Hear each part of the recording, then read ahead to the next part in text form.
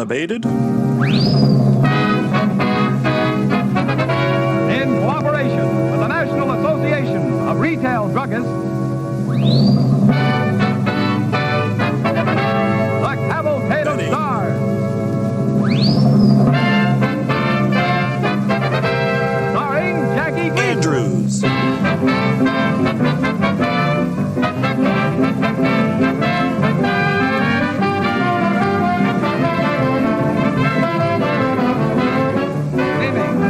Each year, the American drug industry spends over $1 million in research and development, and the benefits are made available to you and your physician through your friendly professional drugstore.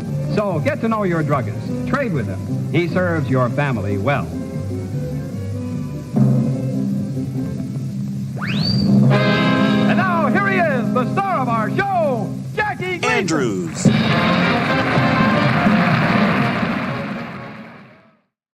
All right. Welcome in, everybody. Hope you like that little intro there. This is going to be a fun 3+ hours ahead here. What we're going to do tonight is we're going to get together with bettors and bookies, podcasters and pundits, legends, and then some people that are legends in their own minds, probably. And we're all going to gather in here. It's going to be a rotating array, a cavalcade of stars, or a cattle call of betting stars, as I said. And we're all going to talk a little bit about Super Bowl, a little bit about what's going on in betting industry. It's going to be a fun time. We're going to track everyone tonight. Now, not that we're doing like a Betstamp type thing where we're going to track this for posterity, but we are going to have all of the picks that are played tonight right here on screen. And I've asked each one of these guests to come in with a play on the side or total in the Super Bowl tomorrow, or to come in with to come in with a prop play. And so Plus EV Analytics was supposed to be on the broadcast tonight. Unfortunately, he can't make it, but he submitted his play early, so he gets to be at the top of the list here. He likes the under 48.5 in the game, and he likes the longest made field goal to be the Rams at plus 104 or better. Okay, so that's all I'm going to do for an intro, because it's time to get started with our guests. I'm going to bring them on stage right now, the first wave of guests, and welcome them to the show. We have from the Deep Dive podcast, probably the funniest guy in gambling Twitter, Andy Molitor. How you doing tonight, Andy? Real good. Happy to. I've still got my LA background. Didn't actually go to LA. I should have. It's cold as balls here. I'm sure Pizzola's not warm either. We're going to have your podcast partner on tonight, and he did get to Radio Row, so we're going to talk to him about that a little bit. Then we also have Rob Pizzola, the man from the Circles Off podcast, as well as one of the founders of Betstamp. And Rob, hey, it's good to see you, my friend. It's good to see you as well. I am in this time slot purely because of Andy, actually. He signed up before me, and I said, I can't remember the last time I actually talked to Andy. So I'm here, and yes, Andy, it is just as cold here as where you are. Absolutely brutal. Wish I was in LA for sure.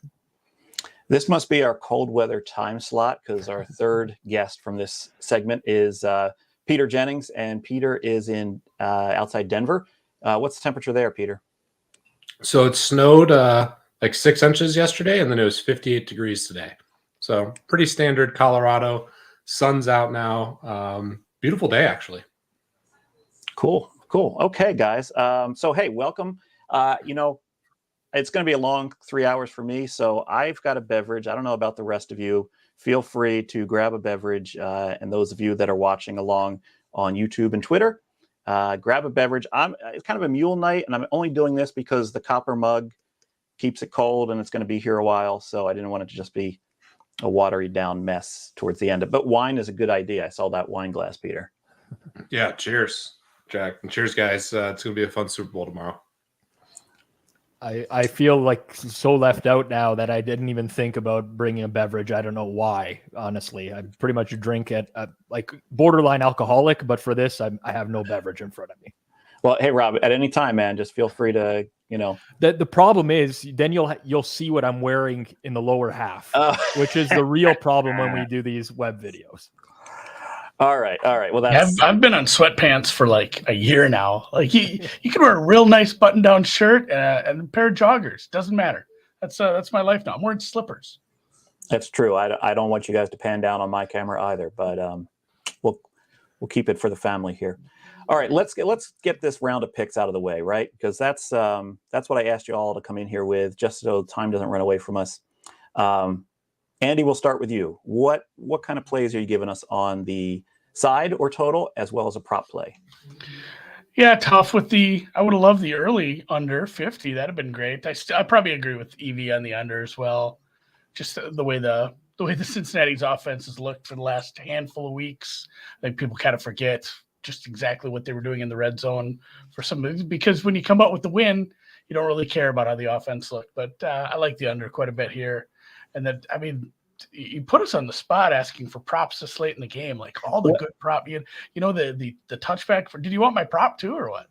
Yeah, no, well, you can give us the prop, but here's the thing. We're not going to do like a Betstamp here where we lock you into the current price. So if you want to tell us the price you like something, now it would be nice if that was still available, but the price you bet or the price you like it, and we'll go from there. It's very casual here.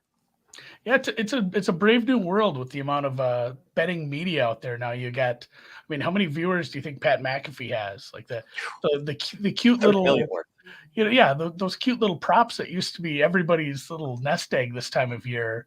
Like when they get announced on a show like that, the touchback prop just goes to shit, and nobody's gonna be able to get decent prices, especially come weekend. So I just went full DJ on this, and I was looking at Rams alt over sack props, and they're hanging over 8.5 at 40-1. Like that literally just happened 2 weeks ago.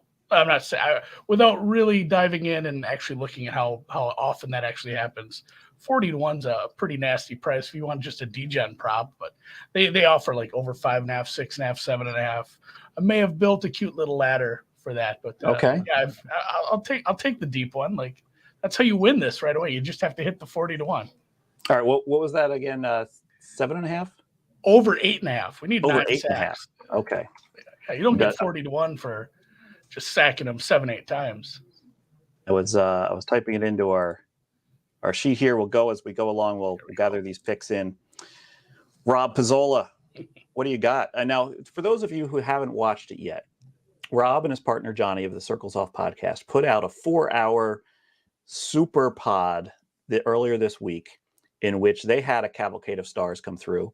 I must have missed the invite, and everyone gave prop plays. They probably took a little bit more serious than we're taking it tonight. And if you don't have time to devote 4 hours to that, skip ahead to the last 45 minutes, because Rob and Johnny and Julian go over every single play that was made and kind of give a up or down on it. And I think it was a pretty sharp way to handle that. So Rob, thanks for doing that podcast. And also, what's your angle tonight? Yeah, so that was never intended to be 4 hours. I think we were aiming for about 90 minutes when we first started, and then things went off the rails pretty quickly. I did invite Rufus from Unabated Jack, so I made sure that there was unabated representation, trying to mix it up a little bit there. But all right, of the two of us, he's the far sharper. Yeah, prop he was putting out content about how to bet Super Bowl props, so I figured it would be interesting to have him on. But yeah, so that's hopefully no hard feelings there. Don't want to not at all step on toes or anything. Okay, for the game market, I would Pinnacle's now moved to Rams 4.5, but 3/4 of the board is still Rams -4. I'll say Rams -4 will be my full game bet. It's the side I was leaning towards anyways. Now you're seeing the day before Super Bowl, obviously a pretty substantial move with Pinnacle moving that number and what their clientele typically is. But tough matchup. I'm not gonna break down anything that or bring anything to the table here that hasn't been discussed ad nauseum over the course of the past couple weeks. But I don't think it's a great matchup for the Bengals, particularly because the Rams are so good at the line of scrimmage on both sides of the ball. And that's typically where you would see the Bengals be the weakest. So for that reason, I'll lay the 4 with the Rams in terms of the best bet. For props, I will take a page out of Rufus's book, which is actually great advice in general for anyone watching. But it was, if you're going to bet overs on props, bet them very early. If you're going to bet unders, wait up until game time or to the last minute. I've pretty much waited a long time now to bet Jamar Chase unders. I know I talked to Preston about this as well earlier this week, but I'll take the Jamar Chase under receiving yards. We can use the Pinnacle line, which is 82.5 minus 134. I would honestly shop for a better number because there are better numbers out there.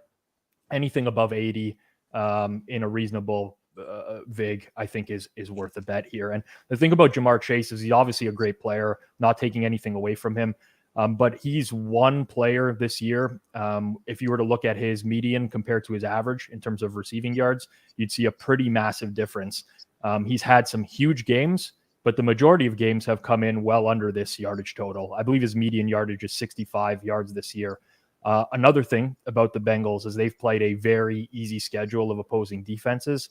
And if you actually break it down, they've only had 5 games this entire year, which includes the playoffs, where they've played a defense with a DVOA that's above average.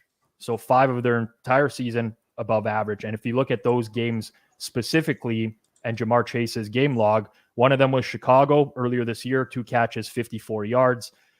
Cleveland twice, 6 catches, 49 yards, 2 catches, 26 yards. San Francisco, 5 catches, 77. The only time he did go over was the playoff game against Tennessee, 5 catches, 109 yards. He was only targeted 6 times in that game. So tough defense. Probably sees a lot of Jalen Ramsey here. I do think that Higgins and Boyd have substantial matchup advantages all over the field as well, where they might be targeted a little bit more. So I'll play the Jamar Chase under receiving yards. I like it. So I got a question on your side there with the Rams -4. Any reason why you're going Rams -4 instead of looking for that money line Super Bowl value that we see on favorites? I didn't know that was on the table, to be honest. But okay. Yeah, Rams money line is in the same boat. Like you can go either spot here. For those who are watching, they're probably slightly less interested in laying a -200. That's not a problem for me personally, but Rams -4 I think is fine as well. I should have read the rules, Rob. I did, but I read them really quickly as soon as this was sent, or at least you're right, Andy. I probably should have done a better job of preparation beforehand, but no, I still like Rams -4. I think either's an option, either or, depending on your personal risk preference. Cool. Hey, Peter, what do you got, man? Well, I actually am going to take the Rams money line, and I have taken the Rams money line. I took it specifically at Caesars when they had the promo at -175. Checking the unabated odds screen, I still see the best line, at least of the Colorado legal books, is Caesars -185. We'll see if they move even a little bit. They obviously have all that Mattress Mac action. So I think that's my favorite side, but I think the line is really efficient. So basically what I've seen from people I respect, that 4 to 4.5 seems like a fairly good spread, and the total I would lean under, but it's pretty efficient as well. And also the nice thing for me with taking the Rams money line, this might be the first Calcutta where we get some jelly beans back, have the Bengals there. So the hedge life, I think both things are plus EV, and it'll be a fun to watch the game. In terms of the props, I actually have a Jamar Chase prop as well. Jamar Chase over Cooper Kupp rush yards. I got it at -135. I haven't seen that same price out there anymore. I think -150 is still out there, which is fine. Past that, I would probably stay away. But we actually talked about that on the last episode we had with Rufus, Jack, and I think there is pretty good value there. I think Chase, is rushing more here in the playoffs, and just watching what kind of Deebo Samuel did, obviously a lot different situation, but Jamar Chase runs somewhat similarly to him. I could see a couple attempts potentially for him with a projection around 0.6 attempts. So I think that's a pretty good value given the history we have with Cooper Kupp. Yeah, no, that's pretty good. So I put up -150 there because you did say I'd bet it up to -150. So for those of you who are watching, we'll put up the line. If the guest says something like, I like it up to this point, that's the line I'll put up. Obviously, Peter took Rams money line -175, as did I, when Caesars was doing that plea for money to oppose the tsunami that was coming in from Mattress Mac. He said he got 175. I got 175, but I'll put -185 up there because that's the current that's available. But hopefully the viewers of this are savvy shoppers and can find better than that coming up. So guys, we have an audience here, both on Twitter and on YouTube. And if you're watching on YouTube, you can chat interactively with the broadcast. And we've got an active chat room, hundreds of people in there already. And a good friend of mine here, Tim Lawson, who runs the Better Life podcast, which is it's a great recreational gambling podcast, kind of get that feel for casinos. He has a question. Is it better to get a yard or two higher in these props or to get the better price? Or does it depend on the nuance of the situation? Yeah, it depends on the situation. Obviously, like the difference between getting a prop at 7.5 yards to 8.5 is going to be very different from 80.5 to 81.5, something like that. He provided an example in the comments specifically where it was a 20-cent difference between these two numbers. I would play the under 82.5 in there. It's just very unlikely that the percentage that you're paying is going to be worth those exact 2 yards there. So, I mean, obviously, the distribution matters, but in most cases, you're take it with a grain of salt. But in most cases, you're probably better off paying less vig and essentially selling those extra numbers. Yeah, it's like there's calculators out there, but most of them just cover spreads and totals. Jack, maybe this is a tool that needs to be invented for the unabated. But I mean, even just team totals, a lot of times on the deep dive, and we forget about it. And people like the secret team total play we do every week. People beg for it, and even though like it's usually not all that well thought out at the end of the podcast sometimes, but then you get DMs later. It's like, well, I have 24.5 this and 27.5 this. It's like, man, it's almost always better to just take, what they're going to charge you for that. They know what it's worth, and they're charging extra. It's the same reason why buying points in general. But those are tough questions. I do wish Plus EV could have made it tonight. I'll have to talk to him sometime in the off season about this. We were talking about the cross sport props with that a little too, just based on like when they take an NFL player prop total and then they compare it against John Rahm's score on Sunday. And like I think he could have done, I'm going to make him do this sometime, even after the Super Bowl, like explaining the distribution of a wide receiver's yardages from 0 to 250, for Christ's sake, if they really want to. John Rahm's not going to shoot a 0. And he certainly could shoot if he was going to shoot a 120, he'd probably just quit and then the bet would push anyway. So the comparison of the distributions of those things when you get into the cross sport. And it's funny, you put that much time and effort into those and you probably only get $100 down on them anyway. They're fun to break down in that matter. So Andy, I'll let you know, we do have a tool for this at Unabated. Actually, we have a player prop simulator. You could I didn't even check that part out. There's too much stuff going on over there. I know, but and the guy that's in charge of content just doesn't do a good enough job of getting the word out. But we have a player prop simulator where you would put in the projection and we simulate it out 10,000 times to create the distribution, because it doesn't follow any kind of normal distribution or beta binomial or whatever you want to call them. Right. And so it can tell you what the price is at 82.5, 84.5. 150.5 if you wanted to go out to the tails. So that is a tool we do have up there. But I do agree that Plus EV does a great job of explaining things like this. He does a fantastic job. I'm going to segue a little because you actually just kind of touched on what my prop play is. I like a cross-sport prop. Now, I'm trying not to give out the same play on multiple podcasts or live streams or whatever. So this was a new one that I had to come up with, and I'm down to the cross-sport props of things that I haven't talked about yet. It's always the last thing we look at, right? And so this is one where I like this idea of man versus team. And a man is actually pretty fragile in their approach to variance. This person could get injured or this person could have a great game. But a team usually tends to regress to the mean a little bit faster because there's more players. They're not all going to get injured. So I tend to look for situations where I can fade a man and go for a team to kind of do what they're expected to do. And I have a couple of them. One of them already started tonight. I had the LSU Tigers men's basketball team to have 4.5 more points than Odell Beckham Jr. reception yards. But that's not my prop play because that one's already started. So I got one that hasn't started yet. You can find this at Superbook, Westgate Superbook. It is the Rams team total plus 1.5 versus Anthony Davis points tonight in the game against the Golden State Warriors, and that's minus 115. So Rams plus 1.5 points versus AD points and at minus 115. So that's my prop play. Anthony Davis, he never goes to the locker room. I mean, that guy never misses any time. Like that. I mean, he's tough as nails. That's a great one, actually. That's what I was going to say. Like, if you were going to pick one player in all of pro sports that you would probably want to target for this type of prop, it would be Anthony Davis. Yeah, that's a good one. That's just in the drafts from all the basketball news sites on their Twitter. They just keep it in the drafts. Anthony Davis headed to the locker room. He's on the injury report. I like that.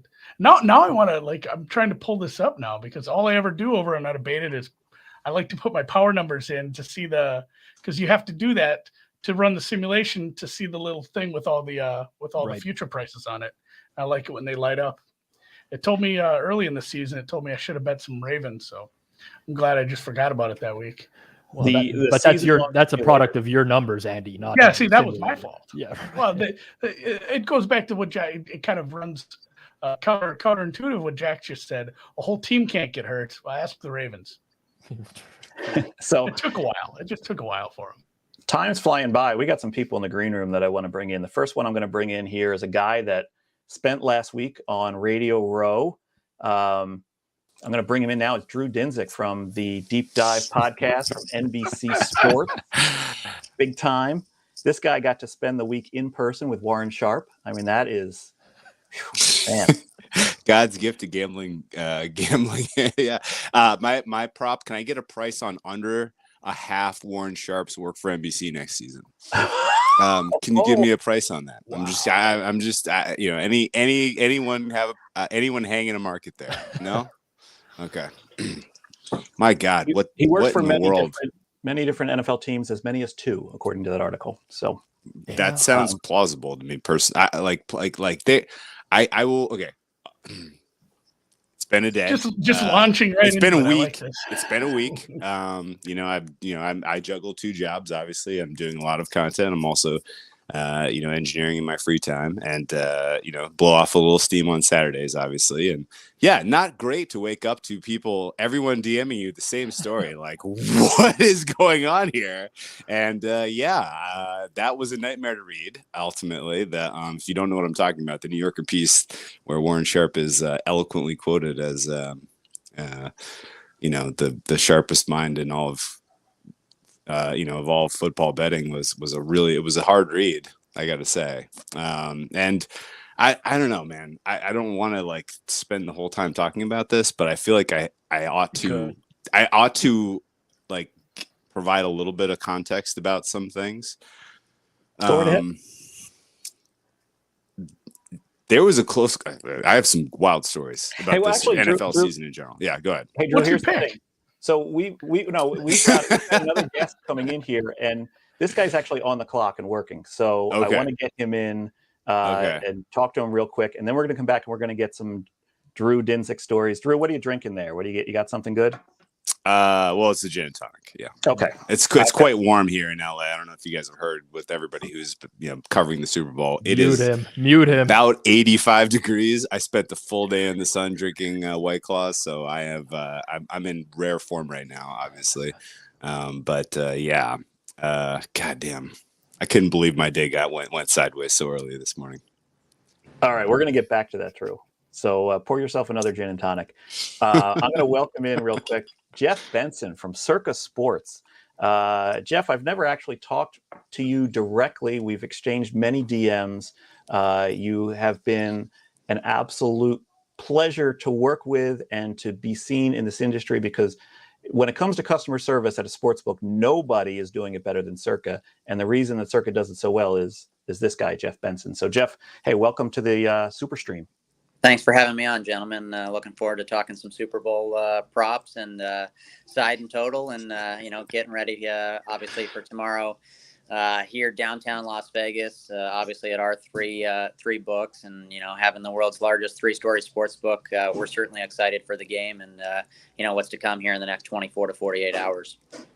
Absolutely. And if anyone hasn't visited the Circa Sportsbook yet, it's kind of a religious experience to walk in there and just see it. Oh, it's just so beautiful. All right. So, Jeff, I'm going to ask you a little bit about how it's been going at Circa. But first, you know the rules. I need a play on the side or total from you, and I need a prop bet that you like. And it doesn't have to be a Circa prop, but, bonus points if it is. Yeah, when I look at the game, I think top to bottom, the Rams are the better team. I think McVay, having been to the Super Bowl once, I think a little bit of that experience is certainly going to serve him and the Rams well. And then when you look at the offensive line versus the defensive line, I really think Von Miller, Aaron Donald, and company are certainly going to be able to get home, pressure Burrow, get him off the spot, not make it a clean pocket. So for me, I'd be looking to the Rams in this spot, kind of similar to what you and Peter had. I think Rams minus 185 was the best price I saw on the screen when I was walking over here. But maybe you can get a cheaper price closer to game time. But for me, I think the Rams get it done here, and I'd be looking to take the Rams on the money line minus 185 or better. Okay. That's guy, Jeff Benson, my guy right there. Jeff took great care of me when I was at Circa week 1 of the NFL. You would think an enormously, popular weekend to be at Circa. And, he gave me the VIP treatment. It was quite outstanding. I will forever remember that, Jeff. So hats off to you. Great job. What you're doing down there. Thank you, sir. Hell of a swimming pool. So hell of a cement pond, huh, Andy? Yeah, I liked it out there. You know what? Jeff? Some of the guys, once they got off the clock, they even drank with us. We had some beers with Dylan, and I can't remember everyone's name. Yeah, the whole team was outstanding, though. It's one of the few places where if you want to talk to the owner, he's there at the end of the bar. So that's always a cool thing. Jeff, give us a prop play, my friend. Yeah, I'm going to be a little contrarian. We opened, will there be a touchback on the opening kickoff? We had the no plus 210. I believe that was maybe the best price in the world. It's been steady one-way action there. And now the yes is the favorite. So for me, I think that the price that we made on the opener was a pretty good price in my opinion. Obviously, when you look at the touchback rates of both McPherson and Gay, this number should be north of $2 in my opinion. Obviously, Gay maybe has some issues with the leg there. And then obviously, there's been much talk about the ball being kind of like a brick coming out of the bag, not being kicked beforehand. But for me, the numbers moved a little bit too much. And I think there's, a little bit of a buy price here. To me, I would take yes plus 105 on the touchback. For me, it's just strictly a price play. I think the yes should be maybe not north of $2, but maybe somewhere in between. And I think it's just moved too much at this point. Obviously being inside of a dome and things like that, I think the price is a little bit closer to what we made it on the opener. But obviously the market disagrees. So certainly an interesting one there. And then maybe one of the other bigger edges that I saw was, will either kicker have a 55-yard field goal, yes or no? I made the no price closer to $12. So I'd be looking to bet no there, depending upon what you can find. I know there's probably some, minus no $4 or $5 around. I haven't done a ton of shopping, but anything in that range would be a pretty good bet in my opinion. Okay, that's great. I'm going to list only that first one, and I really appreciate you coming in here, giving a contrarian play, because we've heard all week long about the angle and the whole ball thing.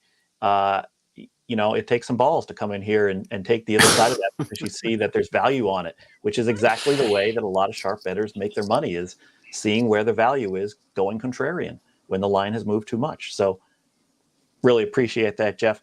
Jeff, real quick, there was a question from the audience about the line moves there at Circa. I don't know if you really are prepared to handle this, but did sharp money move you guys up to 4.5?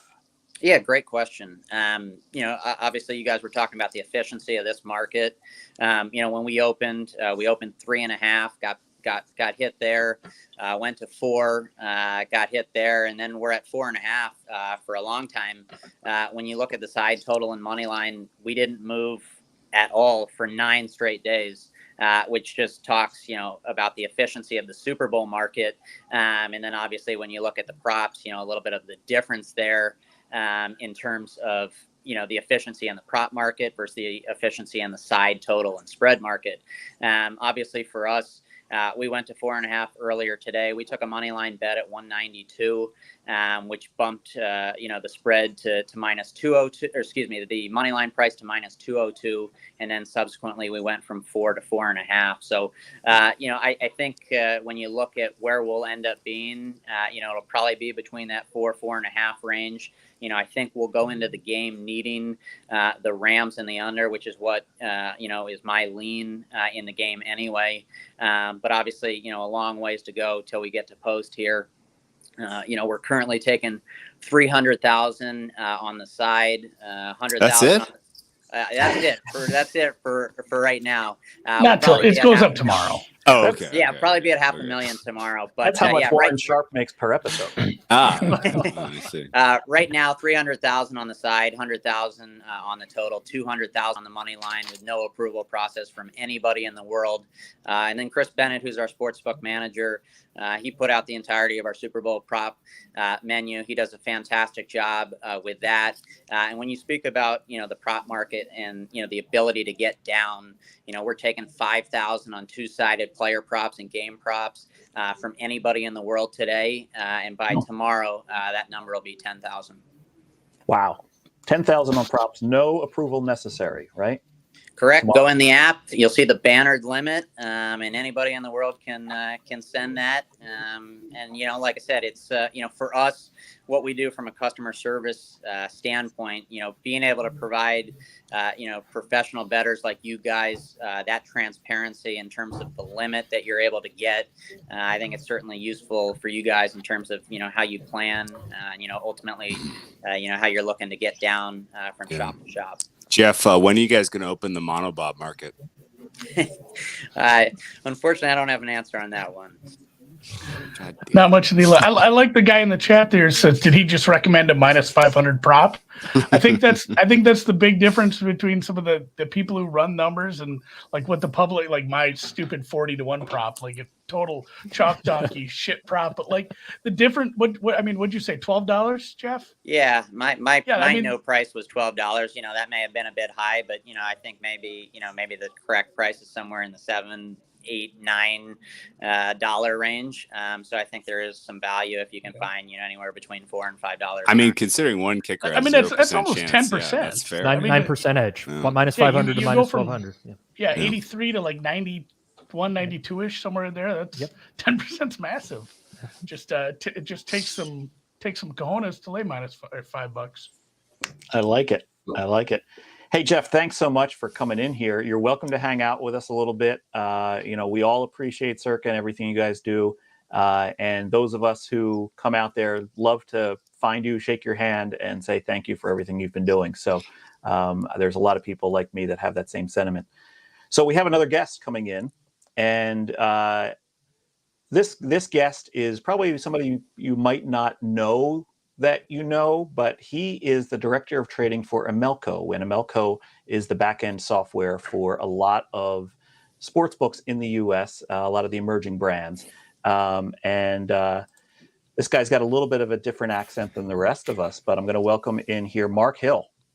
Hey, Mark. Thank you very much, Jack, for the introduction.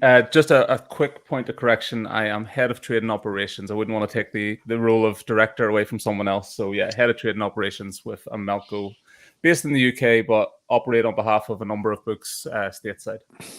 So, Mark, nobody's watching here, so man, we're going to call you the director of trading. All right. So, all right. So, Mark, thanks again for joining us. What have you been seeing in the 2 weeks leading up here in terms of betting traffic at the books you cover? And I'm kind of being ambiguous, not mentioning those books because I know some want to be mentioned, some don't want to be mentioned, and there's different deals there. So I understand if you can't name the actual books, but go ahead.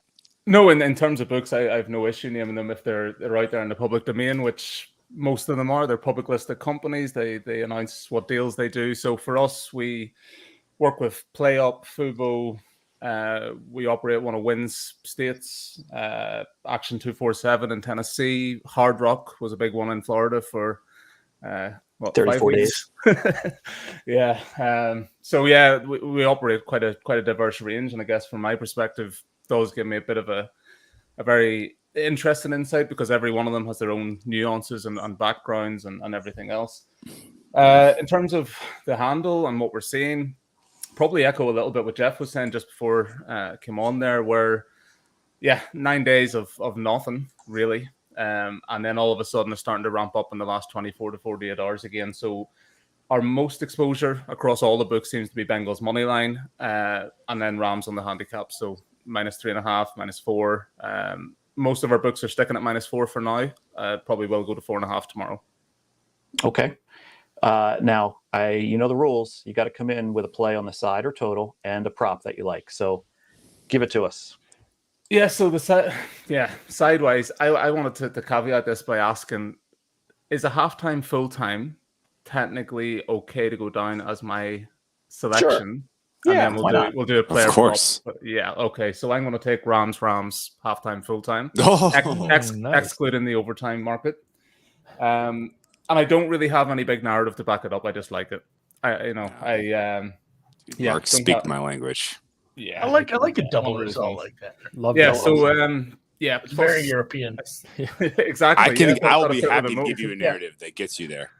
Well, plus 125 I see with, I think it was BetMGM. I'd be happy enough, plus 105. So yeah, plus 115 generally available. That's 115 down. Yeah, plus 115 generally available. I So like it, man. Coming in with the halftime full time as if like in a Bengals shirt back in the Rams, but yeah. Right. Well, I feel like, it's from what you said, if you're cheering for, or if your liability is Rams to cover the spread, Bengals on the money line, you want a Bengals cover. So I understand why you'd wear a Bengals jersey.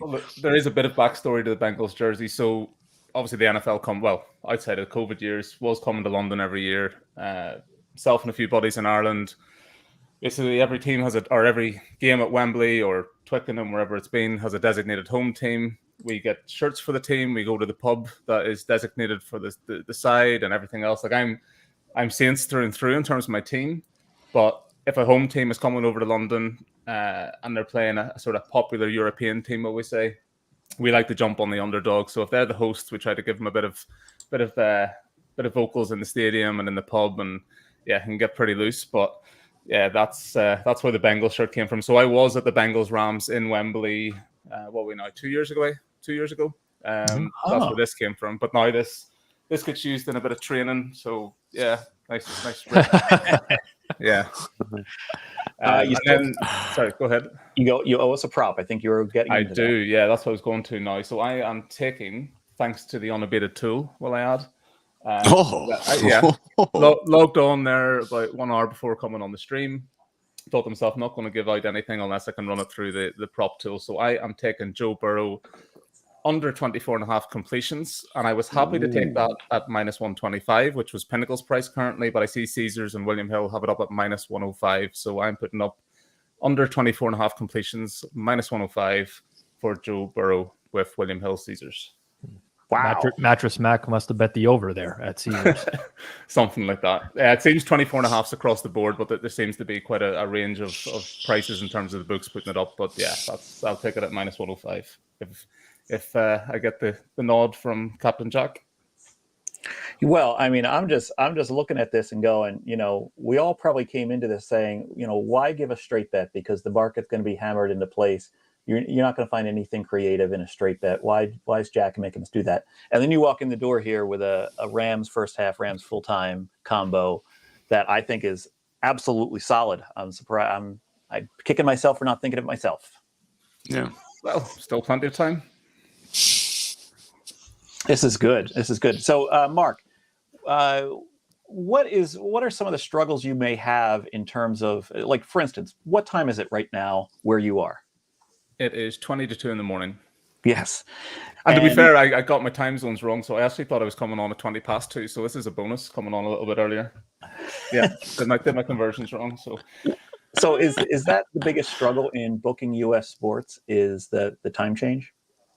So brutally honest with you, I think the biggest difficulty I face if I have a trading room in London, that, and I suppose it works the opposite in the States, but our A team are on sort of 9 to 5 UK hours, right through to maybe 11 p.m. UK time. And then you typically have a change of shift to your overnight team. So what I'm trying to do now is getting a lot more A-listers, if you like, onto the late shift, more savvy with what's going on.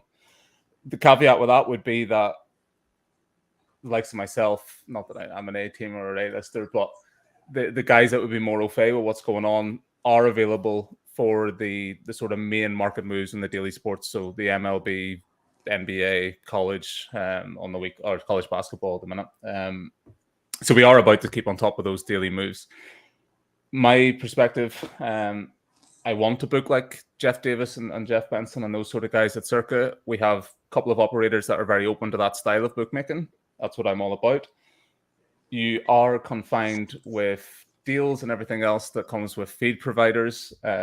My biggest bugbear, if you like, at the minute is that a lot of deals get done with partnerships with official data providers who don't know the first thing about betting, and a lot of stuff goes on in the background, and then we have to try and sort of go off feed and do our own numbers, which is my cup of tea. Sort of taking opinions, take a bet, move a number, and go from there. So a lot of feed providers out there at the minute, done a lot of deals. The nature of our operation is we're a tech-based company originally, always in the betting industry. Obviously, it's expanded now into the US. Last year we had 2 states, now with 9 states, and some exciting deals ahead and some further growth for the clients we're working with at the minute.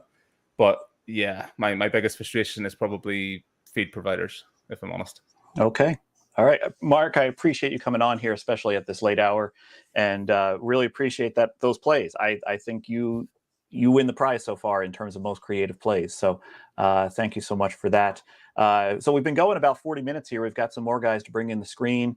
Rob has to drop off. Rob's dropping off right now. Thanks for joining us, Rob Pizzola. Andy, are you saluting us goodbye? Because I'm going to Drew right now. And no, I was saluting Rob. I'm going to miss okay.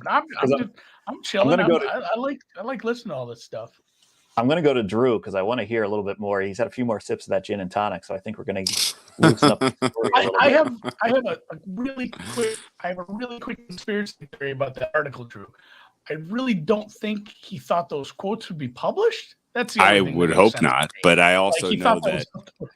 I mean, I would hope not, but at the same time, like when Warren is around people who aren't like relatively knowledgeable about the space, he can't help himself but go to salesman mode. That's my general feeling. I had a good time in general working with him throughout the year on the show we did for NBC. It wasn't very successful in terms of providing winning picks. That's aside the point, but I would in general say that I thought we got the best out of him in terms of like providing some humor, some personality, and some more general good analysis as opposed to just marketing. I heard some of the other stuff that he did across the space, and it was like a lot more just personal brand building marketing as opposed to like actually useful information and stuff. And I can also tell you that a lot of the stuff he told us behind the scenes, like he's not entirely full of it regarding working with NFL teams. Like there's absolutely truth behind a lot of this stuff, and I don't think he would tell people that if it was if it was a total fabrication. So is he building up? Yes, but it was brutal reading that. That was one of the most poorly. Like your whole day. So brutal. So weird. It was so brutal, and it's Super Bowl weekend though. We'll wash it all away with the game tomorrow. I guess, man. But I guess here's some other general takes. Super Bowl Radio Row was a weird kind of a deal. Number one, it was very cool to like actually sit under the lights in front of the big cameras as opposed to 99% of the content we've created has been from my desk and behind my computer or behind my phone, like we are doing right now, right? And being in an actual studio or quasi studio setting was like surreal, and it was very cool. Got to hang out with Jerry Rice for like an hour yesterday, and Jerry Rice cooler than I ever would have imagined in person. Like, he had an 8 o'clock call time to show up for our show. He came a half hour early just to like talk to us and like, you know, shoot the shit and be like, so this is a gambling show? Like, what's gambling like? Like, I have no idea what any of this is. Like, you know, what are the props that they offer for the Super Bowl? Is it like, can you really bet on Gatorade color? Like, he was just curious and interesting, and very, very good guy to talk to. More than gracious with this time with us. And like, that was kind of why I got into doing stuff with NBC in the first place, was for that level of access beyond just the idea of doing, you know, and NFL stuff and, you know, Olympic stuff and potential tennis, golf stuff in the future, you know, knock on wood. But the Radio Row deal is weird. It's almost all just people who are there content creating. And then the athletes just kind of gradually, more and more of them come through as the week goes on. It's ghost town on Monday. Good luck getting anyone. Tuesday, there's maybe 1 or 2 people can come through. And then by Friday, it's like just a fire hose of, you can have anyone you want. Like Joe Montana and Travis Kelce were walking around like, hey, do you want to hit? Do you want to hit? Do you want to hit? Like, it was absolutely wild, like the way that it built throughout the week. And amazingly, like, the hottest set was the FanDuel set and Pat McAfee's show. Like, it was the place everybody who was there, who wasn't doing something, was standing around and watching. And the athletes were coming by and saying hey to him. Like, the idea of that, the money that obviously hit the market for McAfee particularly has caught everyone's attention. And of all of the different, Jim Rome had a spot there. Fox Sports had an enormous studio setup thing. There was all kinds. Everybody had like their own little, kind of a setup on Radio Row. But the FanDuel one had like gravity. And I wouldn't be surprised at all if you go to Radio Row in like 4 years and it's just FanDuel, DraftKings. Like every like sports book has kind of taken over the entirety of the deal from all of, like, it felt like sea change. Yeah. Hey, Drew, the people need picks, man. You know, that's how they work. So yeah, because I haven't done any content this week, so people are dying to know. I have yet to lay my heart on my sleeve in terms of who I'm cheering for tomorrow. No one knows in the entire space. Everyone is hanging on by a thread here. I've already typed Rams money line into the sheet here. Yeah, Well, I think actually you have a greater edge right now on under 48.5. So if you want to put me, I'll say that your better edge is there. And my favorite prop is Hecker over 3.5 punts. Johnny Hecker, I think, is going to have himself a day. What kind of line do we get on that? Is that minus? I laid minus 105 when I saw it, but it's probably up to like 115 or so now. I think it's good to minus 120. All right. Well, you just wait till he takes that long snap on the 4th punt.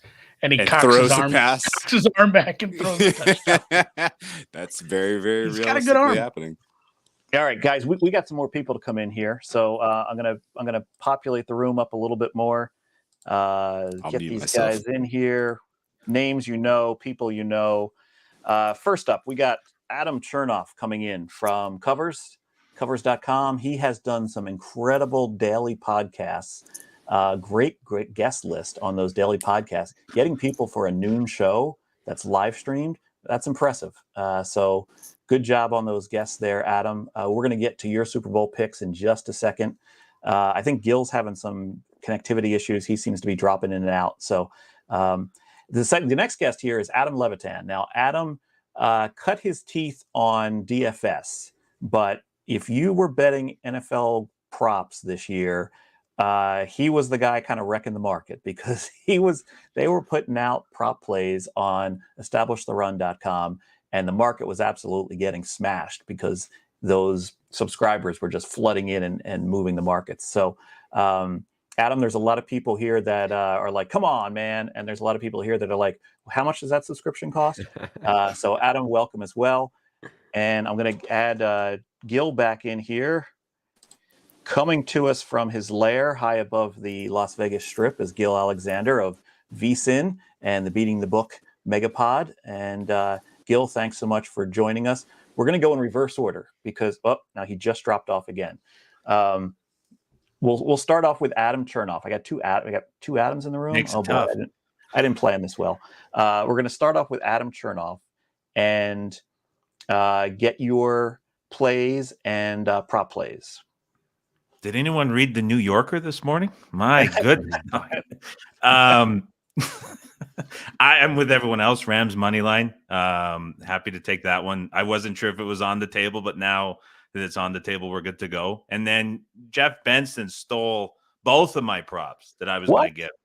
And I was going to follow you and not give the duplicate one from another show. So I can't go the Acres route. So I'll go kind of tailing off Whale a bit and go Hecker longest punt over 51.5 yards, which is still up there. Like you said, I think it goes over 3.5. I think he's good for 4. And I think if he's getting 4 punts, knowing the environment he's playing in, obviously being there all season, indoors, I think there's going to be a long punt for him, at least one. So happy to take that over 51.5. Does he break his own record is what we all want to know. What's his long record? I don't even know. He owns the record for longest ever punt in a Super Bowl. Did you know that? What's the number? Probably like I don't know actually off the top of my head, but 57 we'll say. 57. Okay. I think probably. What line was that? What was that? Minus 115 or 125 on that longest punt over 51.5? I played all three: minus 110, minus 115, and minus 120. Okay, you put it at minus 115. Rufus is on that play as well. He had mentioned that on our live streams last week, so you're in good company there. Oh man, Gill just keeps dropping every time I want to say his name. So that's too bad. The Wi-Fi must stink up there in the penthouse apartment. I know, right? So yeah, let's. So yeah, the longest punt. Gill had like a spreadsheet that he had worked up on terms of distribution between various punt yardage and everything, and it was pretty impressive how he went through it. Myself, I would have just sort of like said, okay, how many times does this team have the longest punt? The Rams. How many times has the Bengals? What's their length been? Compared the two, kind of back of the napkin work. But Rufus really puts in the work on that, and he creates some pretty good stuff. So Gill is back again. I'm going to try to add him in here. He's got to make it work one of these times. It's gonna work one of these times. If not, just get Tim to patch him in through FaceTime. that might be what we have to do. Adam Levitan, hey man, how you doing? Hey, what's going on? Thanks for having me. Sorry to keep you waiting there for so long. We were deep into discussing the travails of New Yorker articles. Yeah, I saw it. I didn't get a chance to fully read it yet, but I plan to. It sounds interesting. I don't. Just skip it. So, all right. So, Adam, so first of all, you guys had a tremendous year this year betting props. What kind of brought that on? Why did you guys go about hitting up props like you did? And, what does this mean for the future of EstablishTheRun.com? Yeah, I there's so many people on here that are smarter and better. I don't think that beating the prop market like we did is necessarily like the most difficult thing in the world. I think most smart people and rich people don't do it because the limits are relatively low, right? So it's a market that we can certainly beat, and I think we can beat relatively easily. The reason that we wanted to do it is because we were really doing all the work already. I mean, our core stuff is all for fantasy, and so having the best projections, we think, out of anyone just lends itself to betting props. So it's not that complicated of a process. We work very, very, very, very, very hard on our projections for fantasy. And then all we do is just compare it to the prop market. And it's not, we understand, mean median, I think maybe better than the public does. And we understand a little bit more about gambling than maybe the common fantasy player does, but it's certainly not rocket science. The hard part is really just, people would be surprised how much goes into making one team's NFL player projections or one NBA team's player projections. And so not that many people I think are willing or staffed enough to do it. So yeah, that was basically the genesis of it. And I'm not surprised that we won, at such a high clip. I think credit to DraftKings and FanDuel. And I mean, they're putting up hundreds and thousands of props every week. We pick off 10 or 15. They actually did pretty good in my estimation. I mean, to put up Chris Manhertz and Kyle Juszczyk lines and have them be, pretty reasonable, like that's not easy to do. And they're doing it for every single player, 4th string wide receivers, 2nd string tight ends. So we would pick off 10, 15, 20 a week. And I'm not surprised that we were able to win betting,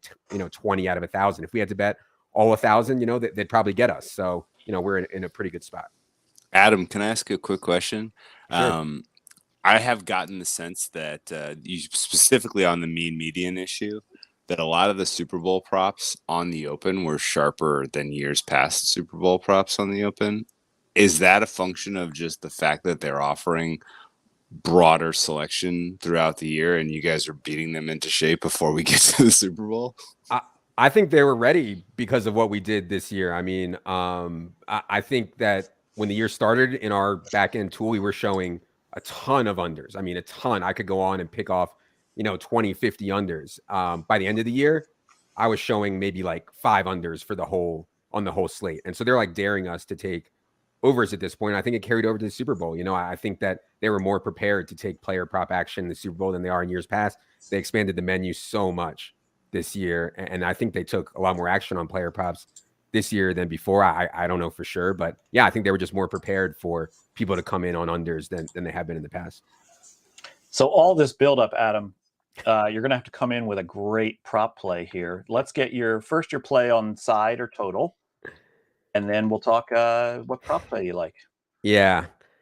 Sides and totals aren't really my thing. I do think that the line, the total has gotten to a point, and I know it's come down a little bit, but that under 48.5, I mean, I think both teams have cowardly coaches. And like, that's where I start with this. It's like Zach Taylor and Sean McVay, for being like relatively young, like some of the 4th down decisions, some of the field goal versus go for it decisions, punting decisions have just been so cowardly. And I think that can lend itself to a lower scoring game. So I'm certainly no sides and totals guy, but I'll go under 48.5 for the total. And then props, yeah, obviously, like a lot of stuff we took is gone. We took Mixon under 29.5 receiving yards. That's gone. Burrow under 37.5 pass attempts. That's gone. Van Jefferson over 2.5 catches plus 130 is gone. One that's still up reasonably, I think, that you could take is Jamar Chase over 3.5 rushing yards minus 115. I think you can get into a spot with Jamar Chase where they put Ramsey on him. And I don't know if they're going to do that for sure, but maybe. And if they do, and he's having a slow game, hey, let's get Jamar Chase into the game. Let's give him a jet sweep.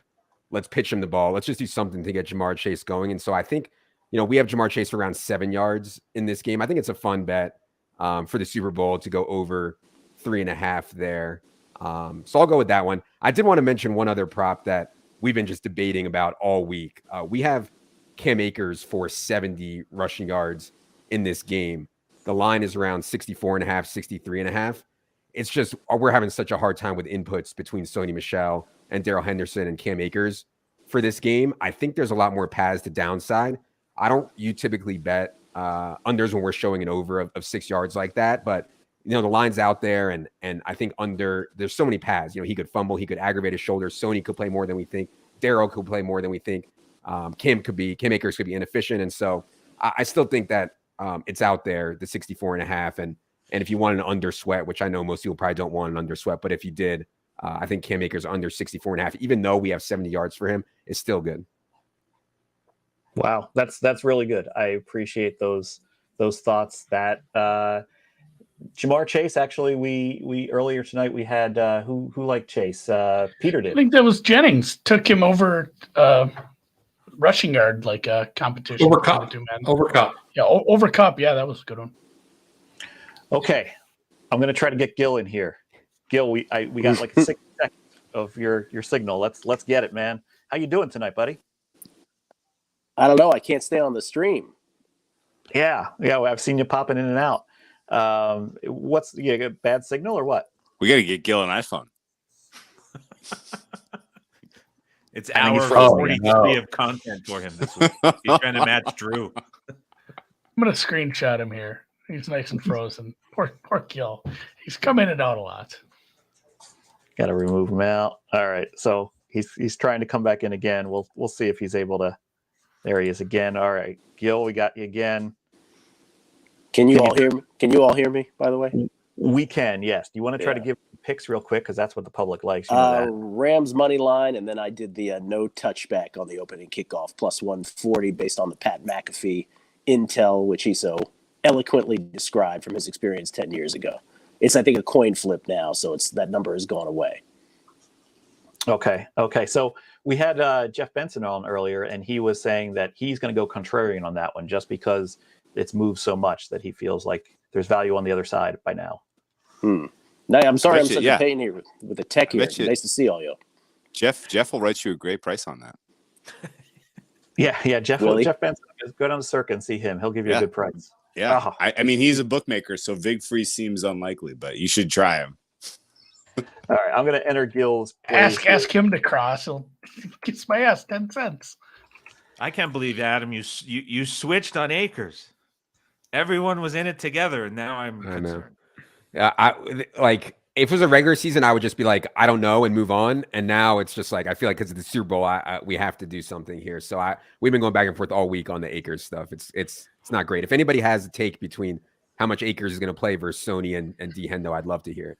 I like that you said I don't know. Like that was my take. Like, and the fact that you said if it were the regular season you would do that. Like, isn't that just the take 85-90% of the time? Like, we don't know. Why would we bet into this market? I think I've seen so many prop players and fantasy guys wringing their hands over this the Rams running back situation.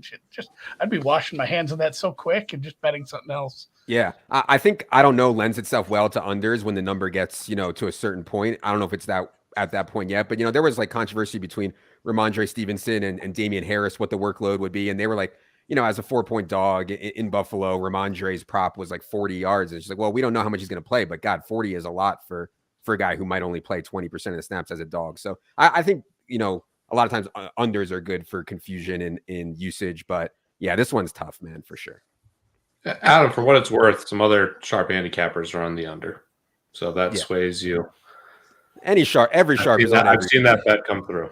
Yeah, but I agree. I mean, Akers has been impressive. Who knows? The Henderson being activated is just another wrinkle to complicate things. Yeah. Okay, so I think I text Gill and I said, appreciate you trying, but I'm not sure this is going to work out tonight. So, but I appreciate that we finally got him on. He gave us his picks. Look, you can hear Gill's opinions on things 5 days a week on a numbers game on VSiN. I always have that show on in the morning. I like listening to it while I do some of my own handicapping. And then he does the primetime action at night on VSiN. Always a fun time. But I got another guy coming in here, and he's always a fun time too. I said at the top of the show, we have bettors and bookies, we have podcasters and pundits, and we have legends. And this guy's a legend, full stop. Ladies and gentlemen, it's my pleasure to bring on Roxy Roxborough. And when I asked Roxy to come on, he said, I'm going to need to build a set. And it looks like he's built a set with the Stardust logo behind him. Roxy, how you doing tonight? I'm doing great. We're still working on this set. All good. My wife took this picture of the Stardust down at the Neon Museum and of the lights and blew it up, but it's been falling apart on us. So what can I say? Anyway, hey guys, it's this is better than Hollywood Squares. We can fill out the Hollywood Squares here in a second because I got somebody else coming on shortly. But Roxy, what are you drinking tonight, my friend? Oh, I thought you'd never ask. I've got this Bardstown bourbon, the Ferran brand. It's very, very good. It was a gift, of course. And when my bet goes down the tubes tomorrow, I'll be opening this. This is usually, it's only a dead guy, but because this is sort of a large bet I might lose tomorrow, it's going to be dead and dead. So, I love it. I love it. Yeah. So Roxy, I don't know if you've been watching along the way here, but I'm asking each person to come in with a play on a side or total, as well as a prop play that they like. Now, Roxy, you've bet on, how many Super Bowls have you bet on? All of them? Closer to none of them. Oh, okay. I booked a lot of them. Okay. I got myself into a real jackpot on this one. I looked at Rufus's power ratings, and he had the Bengals an average team, so I laid 18,000 to 1,000. They wouldn't win the Super Bowl. Seriously? Yeah. So that's and then I pressed it up for a nickel when it went down to 17. I was about, I guess, a month ago or so, whatever. So, I'm in a good spot, right? Wow. You're the biggest Rams fan around. I'm more about Super Bowl bets from the past and memories and stuff like that. I'm not a great guy to follow on football.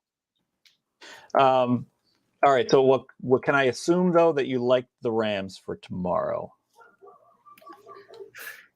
I need him to win, but I'll tell you one thing. Triple down. Yeah. Adam, I think one problem is I haven't seen this yet. In almost every Super Bowl, the money line on the favorite falls the day before the game. And this doesn't happen. And I mean, so usually if you wanted to lay the Rams, you should be laying about $1.70 now by previous history. And that's regardless of where the spread goes. They don't correlate last day or two because people, they just want to bet Cincinnati. They just want to bet Cincinnati. And they don't want to know about the points. They just come in the book and bet Cincinnati on the money line. That hasn't happened. Maybe Mattress Mac preempted that. I'm not sure. But normally that money line should be falling, and it hasn't. And I think it's the first Super Bowl where regardless of the points, where I haven't seen the favorite money line fall. Okay. Yeah, no, I agree. We did see the minus 175 when they were trying to get some Rams money at Caesars in order to counteract Mac. But that's been the only sort of shift. Yeah. And that kind of bounced back. I sort of wonder why they did that, why they moved the line on his bet, because I don't see the point. So the guy's got a total, he bet 5 million or 4 million, whatever. And I don't see why he should try to get any of that back. I would just throw that into a duffel bag and make it a separate bet. What's the point of trying to get it back? How much are you going to get back, right?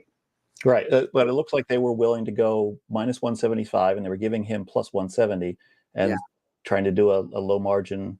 Well, that's probably, maybe that's okay. But, the other places around are at 195, 190. I think from a bookmaking standpoint, and I used to book my own money. If you're going to put somebody way outside your limits, it has to be a separate pool. It's just them. You shouldn't let it mismanage your potential earn by giving people 100,000 back at a better number. That's just my opinion. Yeah. So, Roxy, is there a prop play that you potentially like? Yeah, and a lot of people bet it too. Okay.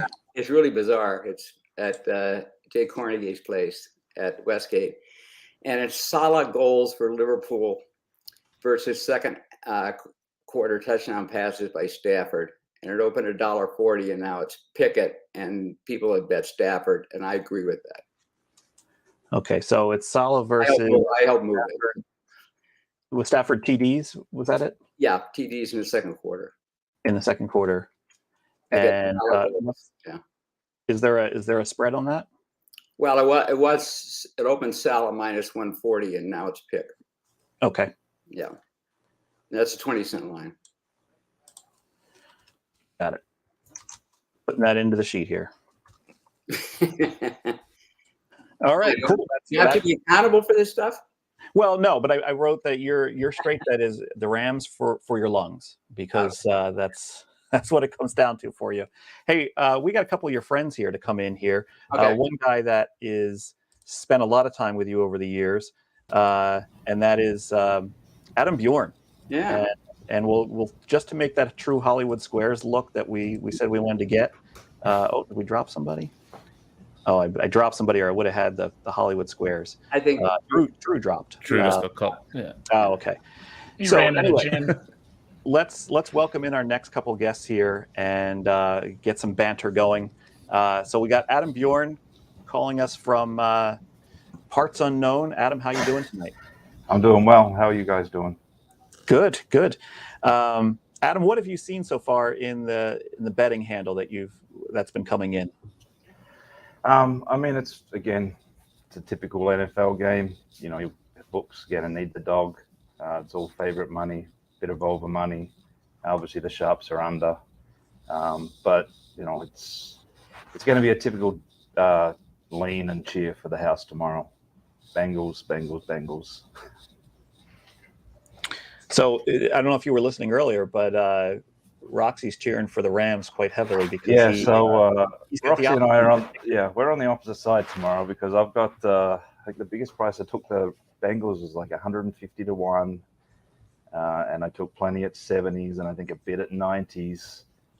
So you know, I've been looking for these this money line coming down because I'm happy to lay 75, 80 to start hedging back, but I'm only seeing like 90, 95, 200 where I can get access. So it looks like I'm going to be just going to the in-play and just hoping that first touchdown or that first possession is the Bengals, and then, you know, start doing what I have to do then. All right. Well, you know, you could always give Roxy a call on the side, and I'm sure he could set a line. Find a middle. Yeah. So, Adam, before we're going to bring in Alex Kane here in a second, but I want to get your plays real quick here that you like. You know the rules. We need a side or a total, and we need a prop play. Yeah, well, again, I mean, I'm on the Bengals for everything. My side plays the OT. I bet OT in every single game these playoffs. I've done it for the last 2 or 3 years. Thankfully, I have some outs that generally the others wouldn't have. So I did get some 16s, the OT again this year. And it's actually still sitting there at Island Bet in Jamaica. So if anyone needs the overtime, just drop down there and get what you can. So you're going yes on overtime?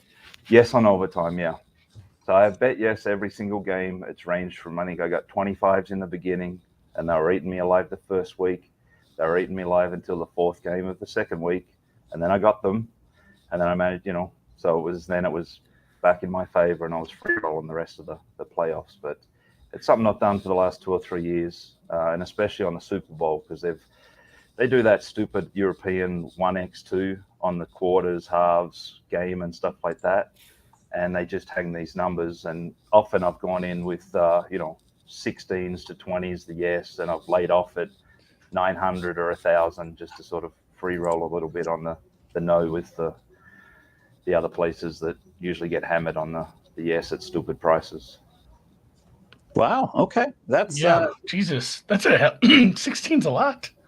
I don't. Yeah. Do you think there's a material difference between a Super Bowl game and any other like regular season football game as far as playoffs generally? I mean, I do the same thing in soccer. Like, will it go to penalties? It's just when you get to the knockouts and the end of the season, it's just reduced because all they're trying to do initially is not to lose.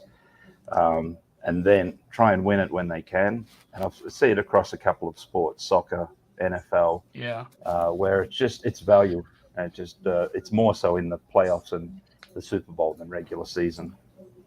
Yeah, I want to say like 11, 12% of games go overtime, and you have some of these games that are ending with you see this. I think Harbaugh did it a couple times last year. We saw it with a Washington game where somebody goes for 2 for the win at the end of the game. Like, that shit just ain't happening in the playoffs. Like the draw chance is just going up. Yeah, 16's wild. Yeah. We've actually one of our books, our second biggest liability is tie. So like someone is going halftime tie, full-time tie. Yeah, it's and then on the prop stuff, a couple of odd ones that I've done. I'm always a national anthem fan, and I've managed to get under 101.5 seconds. I've sort of checked this guy out. He averages sort of between 85 to 87 seconds. I know when you often get some of the women, they like to hold that note, and I've been on over plenty of times. for the national anthem, but this year's an underplay. And then the other one I threw out a bit was, will the last play be a kneel, yes or no? And I took the no at plus 180. Again, sort of plays into, I'm hoping it's close to overtime, or if not, the Bengals blow out, because I need to hedge. I mean, I've got so much to hedge. I need something. Right. Do you have to work through the game tomorrow? Yes and no. I mean, I have lots of guys that play with me, so I'm sort of always trying. Some old guys that still bet WhatsApp and do some things and whatnot. So I've got to take care of them. But generally, it's more a drinking episode than a really sweating. But tomorrow's potentially a little bit different, depending how this game goes. Good. I'm going to bring in Alex Kane, and then I'm going to circle back to Roxy for a story, if we may. But Alex Kane from Sport Trade, CEO of Sport Trade, welcome to Superstream, buddy. How you doing? Thank you for having me, Captain Jack. I'm doing well. How are you? Good. I think I saw you lift a drink up there at one point. It looked like wine, right? Was that? This is some Snoop Dogg wine. Have you guys heard about this? Oh, I don't know if it's actually his line or the 18 Crimes. I imagine it is, right? Brand name. I'm not sure. The bottle's too far away, but yeah, it's pretty good. I'm enjoying it. Cheers, guys. Saturday. Yeah, cheers, everyone. Jack, what are you drinking, if anything? This was my Moscow Mule that I made just because copper mug would keep it colder for this long session, but it didn't keep the ice iced, so it's kind of watered down now. Well, I found something new, Jack. Moscow Mules in a can just showed up down here recently. So here I am being old-fashioned and mixing it myself. So anyway, let's get Alex's plays here. I'm interested to hear what you have, Alex. And then we're going to talk a little bit about Sport Trade and what's coming up with you guys. Great. Awesome. So Super Bowl. So when the odds came out, I think the total was like 40. It was somewhere between like 48 and 49 and a half. And Fox Bet had under 49 and a half plus 100. And I, for some reason, love betting unders. And so I did that. And then I got Bengals plus 4 minus 10. So it looks like, that one kind of moved away from me, but it looks like I might be a little bit in the money on the under 49 and a half play. And then I haven't done a prop yet, but I'm looking at just the books. It's pretty wide betting into these props. Most of them are 30-cent lines, but it looks like Circa has a 20-cent line on Joe Burrow passing yards, 275 and a half. I mean, I'm a pretty big fish. Like, I'm the biggest fish in this live stream, 100%. So I'm thinking over Joe Burrow pass yards, 275 and a half is the lowest number. But isn't that counterbalancing the total somehow? And isn't that not a smart play? Who knows? So anyway, those are my 3 plays. Okay. Well, we're gonna put them up there, and that was minus 110 on the over 275 and a half. Yes. Yeah. Circa is the only book. I'm in Colorado. I did some skiing Thursday, Friday, and now I'm in Denver. Going to fly home tomorrow. And there's just so many options here, which is great. But almost everyone deals a 30-cent player prop line. Betfred actually does 40 cents, which is crazy. The fact that there's someone out there betting over 281 and a half at minus 25 when 275 and a half minus 10 is available is like, yeah, it's Betfred. Like, if you get that customer, you should like drive to that customer and like build them a house and say you can only use Betfred because it's like the greatest customer of all time. There's got to be someone that's bet over 281 and a half at Betfred at minus 125. All right. So, Alex, are you going to hang out with us for a little bit here? Sure. Yeah. All right. So, I wanted to get into a Roxy story here. Now, I did DM Roxy earlier, and I asked, kind of, floated out some ideas for stories, and he said he had a good one that he was going to talk about on VSiN last night. But Roxy, I'll make a dealer's choice here. You can talk about that one. We can talk about the time Michael Gahn almost got middled. We can talk about some of the big bets over the years in Vegas when they were kind of publicity stunts. I think big bets are still publicity stunts. But what do you want to share with us, Roxy? Well, one I talked about last night sort of had a sad ending because that was the bet on Stanley Wilson to score the first touchdown when they found him in a cocaine stupor before the game, and it was steam. So obviously his dealer wasn't on it. But I think let's go to the Michael Gahn Redskins Bills game. where he hung it Redskins 7 and then 7.5. So you could lay 7 or take 7.5. Now, I had all our customers calling us up, and even people that weren't our customers trying to figure out, can they do it? Can they do it? Of course, they can always do it, but they wanted to know what was he giving away. And actually, he wasn't giving away anything, which is, small house hedge still. But the question is, how much liability could you take? And then the day before the game, he decided lay 7, take 7.5 wasn't good enough. He decided to make it -6.5 plus 7.5. So just to set the scene here, you could walk into his sports book and you could either bet -6.5 or +7.5, or both, and set yourself up for the middle on Redskins. Yeah. So at that time, the liability ended up being around $10 million, which I think it was 1992, which would have been the largest liability any book had ever had. Now, there was some talk about whether he was going to insure it or not. And I know he made some inquiries to insure it, but I was told last night that he did not insure it. Wow. Yeah. So they didn't. So at the time, you weren't. Were you consulting for him? He was at the Gold Coast. No, I wasn't. But Okay. I'd like to be consulting for somebody who does that, because then they put it all on themselves. Yeah. They can't blame you for the line. I mean, but it happened a couple other times. There was a Super Bowl game that fell 14, and the Excalibur booked at 14, 14.5, and then 13.5, 14 for the whole time. And that game fell 14. And of course, these are casinos that are backstopping these bets, right? They're not. It wasn't a far cry from when I was booking. When I was booking at Leroy's, or when I had my couple of my street book making operations. So they're backstopped by casinos. Supposedly the largest bet at the time was made by Bob Stupak when he bet Gene Mayday. I think that was the 49ers, and I can't remember. But I think that was the 49ers Bengals, actually, wasn't yes, it? it was. It was the 49ers Bengals. Or was that the Chargers one? That was a big spread on that. No, this was the 49ers Bengals, and he went into Caesar's Palace, and he wanted about 100,000. He wanted credit. They wouldn't give him credit, and for lots of reasons. But and then I found out last night from Vinny Miulo, he came back with 100,000, and but he wanted a better spread than it had. So they said no. So you had to understand, Bob was always asking for something. He just wasn't like a customer. Right. So apparently he walked across the street and found 900,000 on his way across the street and bet Gene Mayday $1 million, which no one ever saw.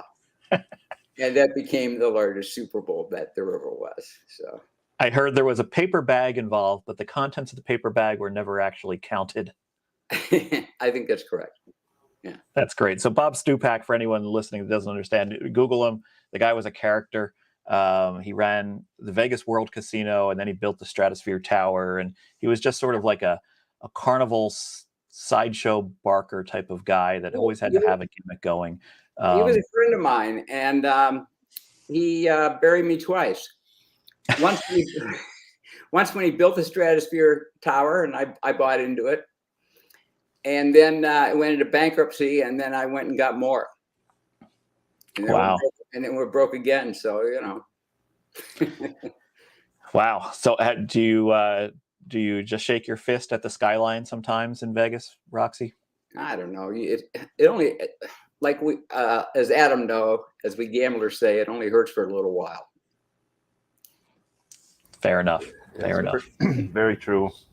And those Super Bowls, I mean, years ago, nobody understood these flat numbers in the US. So in Australia, New Zealand, and that, it was always halves. And I had one of those, what was it, the Rams and the Titans.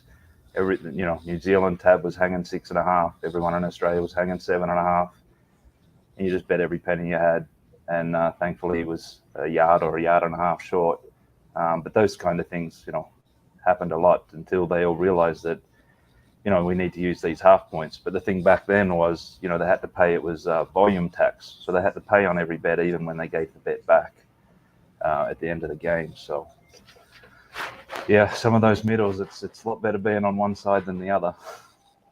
So the fact that they had an excise tax on volume meant they didn't want the bets to push. So that's why they would always be on the. Yeah, and again, I mean, when American sports first went to Australia, it was, it was always $1.85, and then suddenly you had to be, $1.90, $1.91, which is equal to the -110. And then suddenly Aussie rules, rugby, soccer, all these things moved to that.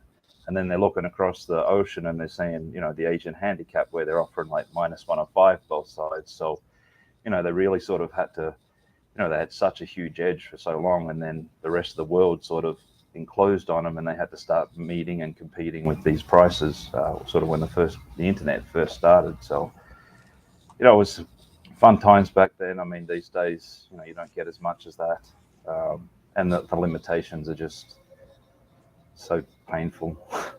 So it's sort of, you just sit on this side and just let them take the bets and see where you stand when they kick off. And even then it just doesn't matter anymore because you end up taking more in play than what you'd usually do kicking off. So your position changes right up until the final whistle in a lot of stuff.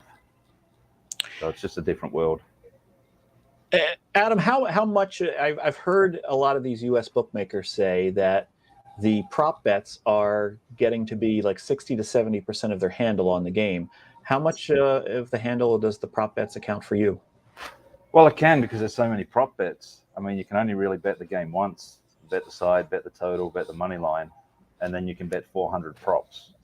So it's, I haven't checked the comparison, but it's probably quite easily the majority of the wagers now, because again, you just have a lot more people sort of starting to throw in on those, and then closer Sunday morning, Sunday afternoon, you'll get a lot more of those prop stuff. People just looking for that extra bet. They've still got money in their account, so what else can I bet? I've bet the game already, so they're looking for other things to throw down and then save a little bit for the live and go there. But that doesn't surprise me at all that that's the case. Hey guys, I'm going to drop off because I want to hear these other guys. So hey, Roxy, I have one more question for you that I've always wanted answered. So props gained in popularity as while you were at LVSC, running LVSC. Right. Did you guys prepare prop lines for your customers or your clients? Not willingly. So you got to remember what we're trying to. We're sort of like the UAW. We're trying to get paid more for doing less. So we never liked these things, but eventually they just became part of the business. I would have to say that the one, William Perry, the refrigerator, he's only 59 years old, but the last 11 years he's been more or less an invalid. And he spent his last 6 years in an assisted living home where he doesn't leave. He's got some nerve problems and diabetes, and is an alcoholic. And I always think about him this time of year.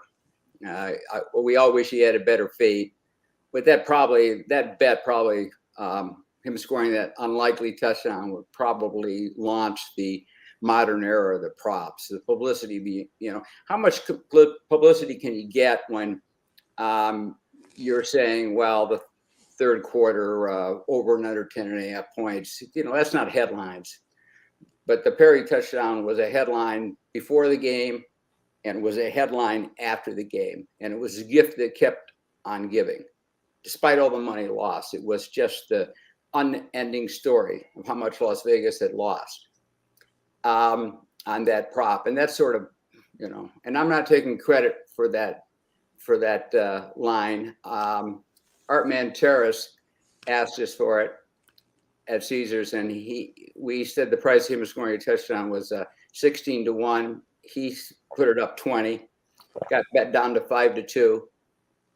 Mike Ditka gave an interview that week and said that there's no way that Perry will ever carry the ball. He hadn't carried the ball since the 7th week, and of course, he did. So it's one of those things that gets a little overblown. It's like they call the Black Sunday, the Cowboys Steelers game that fell in the middle and all the books lost. They overcome everything. It's just a drop in a bucket, but it looks good. I mean, news is Las Vegas casinos get buried. That's news. Right. Not they grind out 6%. Right. Yeah. Exactly. Yeah. Exactly. Roxy, so thank you so much for your time. And I will see you at Bet Bash, I believe. So looking forward to sharing a drink with you then. Well, very good. Bye, guys. All right. Thanks, Roxy.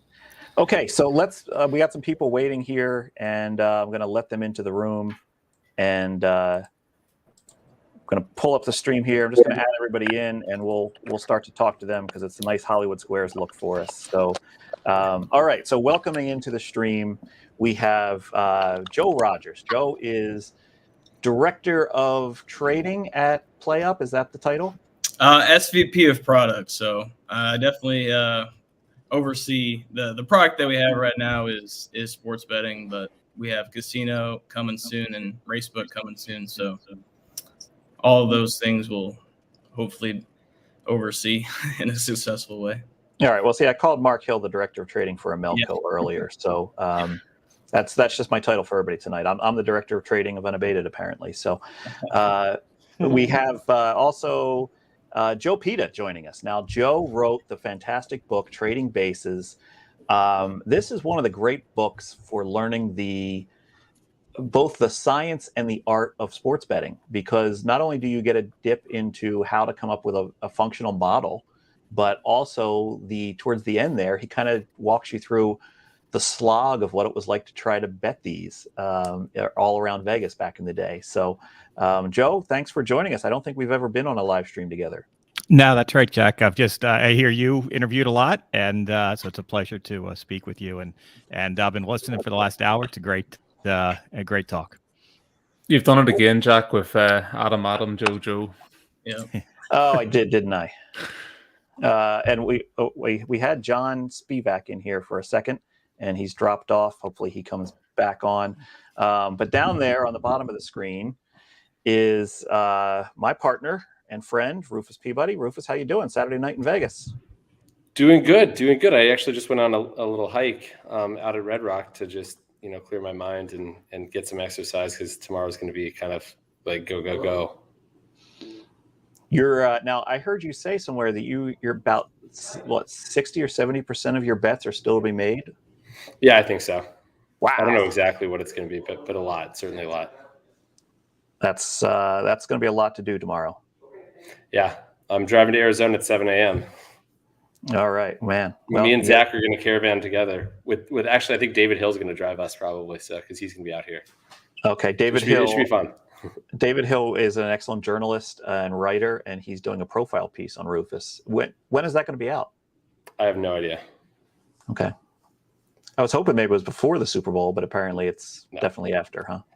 He's going to be watching the Super Bowl with all of us, so I'm not optimistic that it'll be a flattering piece after that, but we'll see. Well, it's going to be better than the Warren Sharp piece that came out today, hopefully. I didn't read that. You missed all the fun. New Yorker, right? Hour. Yeah, the New Yorker, and we talked about it extensively with Drew on the first hour of this live stream. So, yeah, it's fun. So the other person that's in the room here, John Spevack. Now, some of you might not know John. John used to run a message board. In fact, he was moderator for one, and then ran another. The message board was called Roughing the Punter. It's sort of a legendary space among sports bettors of a certain age that were coming up around the same time. We were all kind of on there. A lot of legendary people were on there. Matt Davidow, Fezzik, the Groove and Mahooven, name people have heard a lot. Frank B, plenty of people that were on there. But John, hey, welcome. Jack, thank you. The show was crying out for another middle-aged white guy, so I'm glad to oblige. So John also does a weekly podcast on Twitter Spaces. I guess we can call it a podcast. It's a weekly show, and I'm his standing guest. And so I'm on each episode. It airs Thursday nights at 9 p.m. Eastern, 6 p.m. Pacific. We generally talk about regulatory issues, the expansion of legalized gaming, things like that. But I tend to throw some sports betting, nuts and bolts in there as well sometimes. But the stories of the week and so on. So guys that have just joined, okay, we have one rule here. You got to come in with a pick, 2 picks actually, one on the side or total and one on a prop play. So Joe Rodgers, I'm going to start with you. Let's get your play on the side or total and your favorite prop play. I was going to go with Rams -4 and Jamar Chase under 80.5 receiving yards, but since Rob took that, I'm going to go with Rams money line. Hopefully they can win and not cover. That's the position that we're rooting for at PlayUp right now. Everything can obviously change tomorrow, but that's where we're positioned right now. For the props, I'm going to go with one of our best prop players. He played Cam Akers under 16.5 rushing attempts, which is a bit contrarian. So definitely like Jack's angle of betting popular players under. Maybe wait on game day, get some, maybe even something higher. Who knows? But those are the 2 I'll go with. What was the price of under 16.5? Was it -115 with you guys? I believe it was -1. Well, maybe we should ask Mark. I believe it was 115. It would have been 115, but to be honest, having heard Alex and his comment about Colorado, we're missing the trick, not going straight to 20-cent lines. So I will do that now in the background and have play up straight at 20-cent lines. There we go. We're 10-cent side in total now.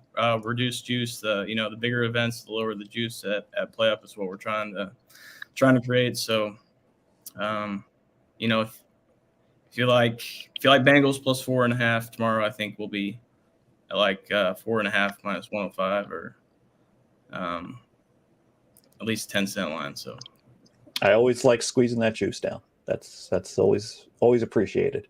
Yep. Okay, good. Joe, we're going to get back to you here in a second and talk a little bit more about what's going on at PlayUp. Alex Kane, I haven't forgot. We're going to get back talking to you about Sport Trade, but I would at least want to get these plays out of the way because that's what the people want. They want the picks. And normally I'm very anti-pick, but when it comes to the Super Bowl, let the people have what they want. Let's throw some picks at them. So, Joe Peta, sir, what do you like for side or total on this game? Yeah, I like the Rams -4. I hear everybody on the money line. It feels expensive to pay, to buy those 4 points because that's what you're doing, right? You're buying 4 points if you're opting the money line instead. It feels expensive to me. I also just flat out, it's more of an anti-Bengals play than a pro Rams play. There are elements of the Rams I don't trust for sure, from the sidelines to some of the guys on the field. But yeah, I do like that. I like it. I really like it. I think I've liked this Super Bowl a little more than some of the past. Probably I'd have to go back to Denver, Carolina to where I really felt good 2 weeks before the game and nothing's really swaying me.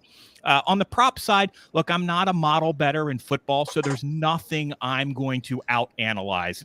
Just looking at this screen, I'm not going to out-analyze anybody. So in terms of what I do have a thought, but in terms of what I've been, listening to over the last 2 weeks, I think a lot of the logic on the field goal stuff and the punting is solid. And of course that's moved the market. My favorite one, I think, is the one Adam Chernoff had, which was the Rams at -150 to have more first downs. He had some nice logic on that, but the one I'll actually submit as my pick also goes to a tweet that I know Rufus responded to earlier this week when somebody said, what's the prop that you can't help yourself? You're just attracted to like a moth to light. And for me, and it was fun having Roxy on, because for me, this goes back to I've started betting Super Bowl props back in 1992, believe it or not. I was an accountant in DC and I was in an office football pool, and whoever won the pool, we had decided the losers would send the winner out to Las Vegas, and they would stay at the Mirage. Oh, wow. And to bet, and it was that gap week, right? I think at that time the gap week was also falling on the MLK holiday. So that first Super Bowl was the after the '92 season, so it was the first Bills Cowboys matchup. And I went out there, and it was probably because of the refrigerator prop from 5 or 6 years earlier, maybe 7 years earlier, that I knew about that these props existed. And I remember coming back with a fistful of tickets, and then 2 years later, when I was a grad student at Stanford, when the Niners played San Diego, I actually wrote a column about going to Vegas with these and making these prop bets. And it was so sort of unknown, and people were coming up to me and they're like, "Can you really do this? What?" And the one that always attracted me, and I remember thinking in '92, honestly, I don't know how they keep the lights on. Like, this is a lock. Was will there be 3 consecutive scores in the game? And I had no analysis, but I'm like, no, like there, and I couldn't believe it paid plus money. And that just sucked. I was a sucker and kept losing that bet, those Super Bowls, because Dallas, it was Dallas, San Francisco, just, sort of blowing out the opponents. And I lost that 3 years running. And I got a little smarter about it too, and started to understand it. But I do like it this year, and I like the no this year, and it's plus 170. And I think a lot of that goes to the, some of the same analysis people are making on the field goals and the punting, and the under as that. So I kind of like that as a hopefully not too correlated play with my Rams -4. Okay. All right. So will there be 3 unanswered scores? No, plus 170. So that's an interesting one, because obviously, from having bet it back in the day, that this is one that the public kind of trips up on a lot. And usually they tend to bet that one down, and that lets the sharps kind of swoop in at the last minute and take the yes at a cheaper price. We'll see if that happens or not. I think the public's starting to kind of learn a little bit more about it, but it's almost like a little bit of a contrarian play there, Joe, to go against what the kind of the known sharp angle is in terms of the strategy on that one. Yeah, it was pretty stable price that I've seen. You're right. It didn't move. I'll tell you else, Jack, I saw Circa is offering 4 scores in a row, and the yes is plus 230. I really have to look into the math on that, because that boggles my mind almost as much as this original bet. How can that pricing be so different between 3 and 4? And I suppose it may be that there's only one chance to get 4 scores in a row, where there is going to be a number of chances to get 3 scores in a row during a game. But that one also caught my eye. But I have the Circa app, but I'm not in the state right now to play that one. But that's something as a project I may look into math-wise a little bit. So we actually discussed that on a live stream just last week. Live stream I did with Rufus, and I believe I'm just kind of pulling up our notes from that one. I believe he said, "Will there be 4 unanswered scores?" The yes, the price should be plus 247. So that was a play at better than plus 247 for him. Is that correct, Rufus? Did I get that right? Yeah. I've seen it at plus 260 at a place or two. Okay. Very, very small edge there. Cool. All right. And Joe, we're going to get back to you and talk a little bit more about what you've been up to lately, because that's going to tie into sort of what, but we're going to get to that in a second, because I want to get John Spevack. I want to get his plays in here first. John, now I know you're not a handicapper. You're not even too big of a bettor, but you enjoy sports betting. You keep up with the industry very well. Do you got some plays for us? Jack, you've heard of the rapper 50 Cent? Yes. My betting name is 50%. So I really advise anybody not to follow or fade anything I say. But then you're going to do a coin flip prop, right? Is that what you're going to do? No, I am going to go with, I'll give you the Bengals and the points, grade it however you'd like. And as far as props go, my inclination, if I was actually going to be betting this, would be to look for, go against the public darlings. You had mentioned this on our show the other night about betting against Cooper Kupp props. So I'll leave that alone. So who are the other public darlings, Jack? Burrow for sure. But how about Evan McPherson? Yeah. So let's go with him to miss a field goal, Jack. And I saw it a couple hours ago at Pinnacle at plus 298. I think the public in their mind has it that this guy's a robot who will never ever miss a field goal for the rest of his life. And but even more than the public, I'm hoping that his coach Zach Taylor might have a 4th and 5 at the Rams 37, and instead of going for it like he probably should, we'll figure, let's get the sure 3 points and trot out old Evan for a 55-yarder that'll miss. So Evan McPherson to miss a field goal. How about that? Evan McPherson to miss a field goal at, what was that, plus 298? That was the last I saw. Okay, that's what we're going to record it at. Put that up there on the screen. That's a good one. That's one we hadn't thought of. I haven't heard that much, but I agree that fading the public darlings is not a bad approach. I like it. I like it a lot. Okay, so let's get into some discussions here. And Mark Hill had to drop, but we thank him for being on. And apparently he is going to reduce the juice on props based on this discussion tonight. So that's pretty cool. Moving the markets worldwide. Okay, Alex Kane. Alex is the CEO of Sport Trade. He is very bullish on bringing exchange markets into the U.S., even if he has to do it state by state. And the first state is going to be New Jersey. Alex, my first question to you is, do we have any sort of updated timeline yet? Yes. Team's been really hard at work building out the app and everything that we need to do to go live in New Jersey, as you mentioned. Feeling very good about a Q2 kind of soft play thing approach, which is a requirement for New Jersey. They've been a pleasure to work with, just given our model's kind of different than the normal bookmaking model, despite our efforts to kind of make it look as much as possible like a bookmaking model from a regulatory perspective. So we're really excited. I mean, the app is working each night. Our market makers are quoting the games, and it's kind of fun to see it all come together from like the user's perspective. So we're really excited about launching in New Jersey. That's really cool. So you actually have market makers in there now that are kind of doing like the soft testing for you and whatnot. So exactly. Like you'll be able to sit there and kind of watch the Super Bowl with seeing those live lines move on the Sport Trade app, huh?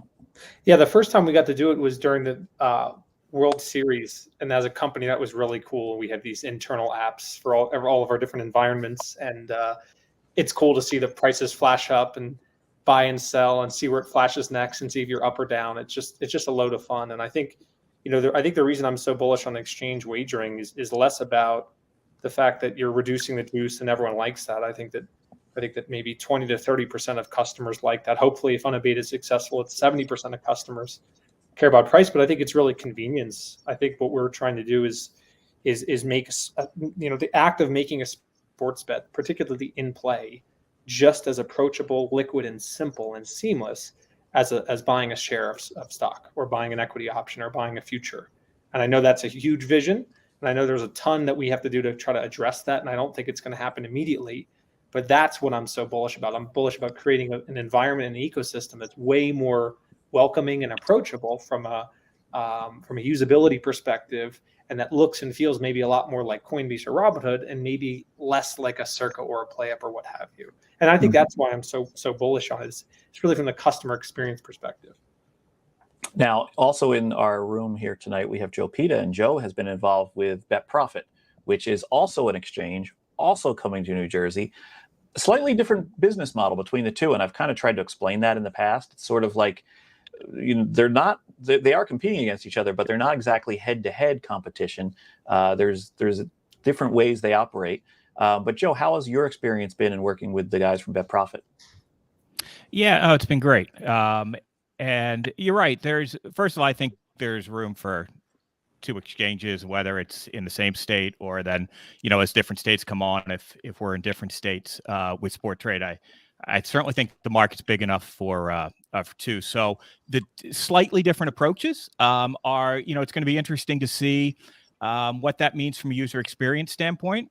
I know some of the guys on their team over there. I've talked to them. I have never talked to Alex before, but I know he's a Philly guy, and so that's always I know the roots, the DNA is there for understanding this business. So that's I think, Alex, you went to Drexel, right? I grew up going to the Palestra. My my whole high school years were going to City Series doubleheaders on Saturday night. So that's it will be interesting to see. I don't think, as Jack said, there are subtle differences. I don't think you'll hear us using terms like Robinhood and Coinbase, but it doesn't, and the other thing is that might be completely invisible to the user in terms of sort of the mildly different approaches that our two firms are taking. So I think it's exciting. It's it's a regulated business, and I think we all wish that we could snap our fingers and control the timelines, but you're at a little bit of the mercy of regulators and the labs and all the testing. But where I think we're as excited as they are to let's get this to the public and see what the reaction is. Now, we don't have Jake or Dean on here, the founders of Bet Profit, but Joe, do you have any? Are you also going to be looking at a second quarter launch date for? Yeah, I think that's a reasonable timeline for us as well. And there's other states in the hopper, but it's certainly still I think Indiana is probably might be closer to New Jersey than we thought it was going to be. Really? And that's not because Indiana's moving up, but it's just New Jersey. I try not to even talk about dates anymore, whether it's with investors or not, and because it's so be out of our control, and I'm not in Hoboken either, dealing every day like Dean and Jake are. So Adam, Bjorn, you are also bringing a product to market in New Jersey. Look, we're going to have no shortage of books that are trying to do the sharp thing in New Jersey, and I think that's great. I'm going to be the biggest supporter of all of these efforts to make sharper markets in New Jersey, because I think this is needed for across the country. We got a lot of states where we're letting the same 5 players, operators do business, and they have no interest in giving the consumer what they really need, which is a sustainable market. They're all on a race to the bottom, but that's beside the point. Adam, Bjorn, I wanted to ask you, what's the launch date looking like for your company? I don't know if that name has been disclosed yet, so I won't say the name of it, but what's that looking like? Well, I'm more on the tech side, the B2B side, MTS, etc. Again, I believe mid-year, obviously, once football's passed, nothing else really matters. March Madness was never going to be made. So now it's like, all right, next football. It's actually a very quiet summer, no Olympics, no big soccer events, anything like that. And with a bit of luck, baseball gets cancelled and we can really have a nice, calm entry into the space. I'm just going to go on vacation for the summer if that happens. Yeah. So again, I think, the B2C side of it are hopefully looking mid-year, but it's sort of a nice runway at the moment leading into next football, going soft. They have sort of the ideas of how they want to attack it. I obviously have our ideas how I want to attack it. And then obviously as the tech and the B2B, we're talking to multiple states, potentials. But again, it's a very slow path on the tech side. I'm sure Alex has gone through a lot of that, and it's just a battle. I mean, this has been years and years of sitting on different tech stacks and then sort of finding one and going, okay, how can we make this better? And then, ultimately it's a nice jurisdiction to go into, but it's not the only one. It's a big world and we're sort of looking at a lot of places as well. So, but again, I like to disrupt a little bit and sort of bring in something that's a little different and make a little bit of noise.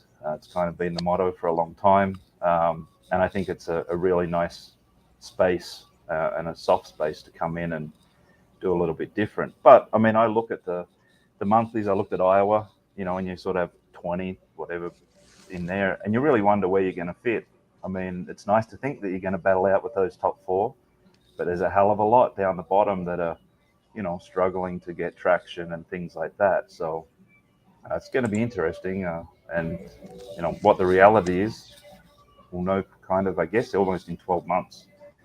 And that's my thing is, what does it look like after next year's Super Bowl? and then get ready to pivot, change, things like that. I found it interesting, Adam, you're wearing a Sport Trade hat. And so I picked it, and I didn't, it wasn't just because I saw Alex in the time slot after I'd already chosen to make sure I was alongside Roxy. This is my go-to. Like, I picked one up at G2E, and I managed to pick up a couple, and it's the most comfortable cap I've come across in years.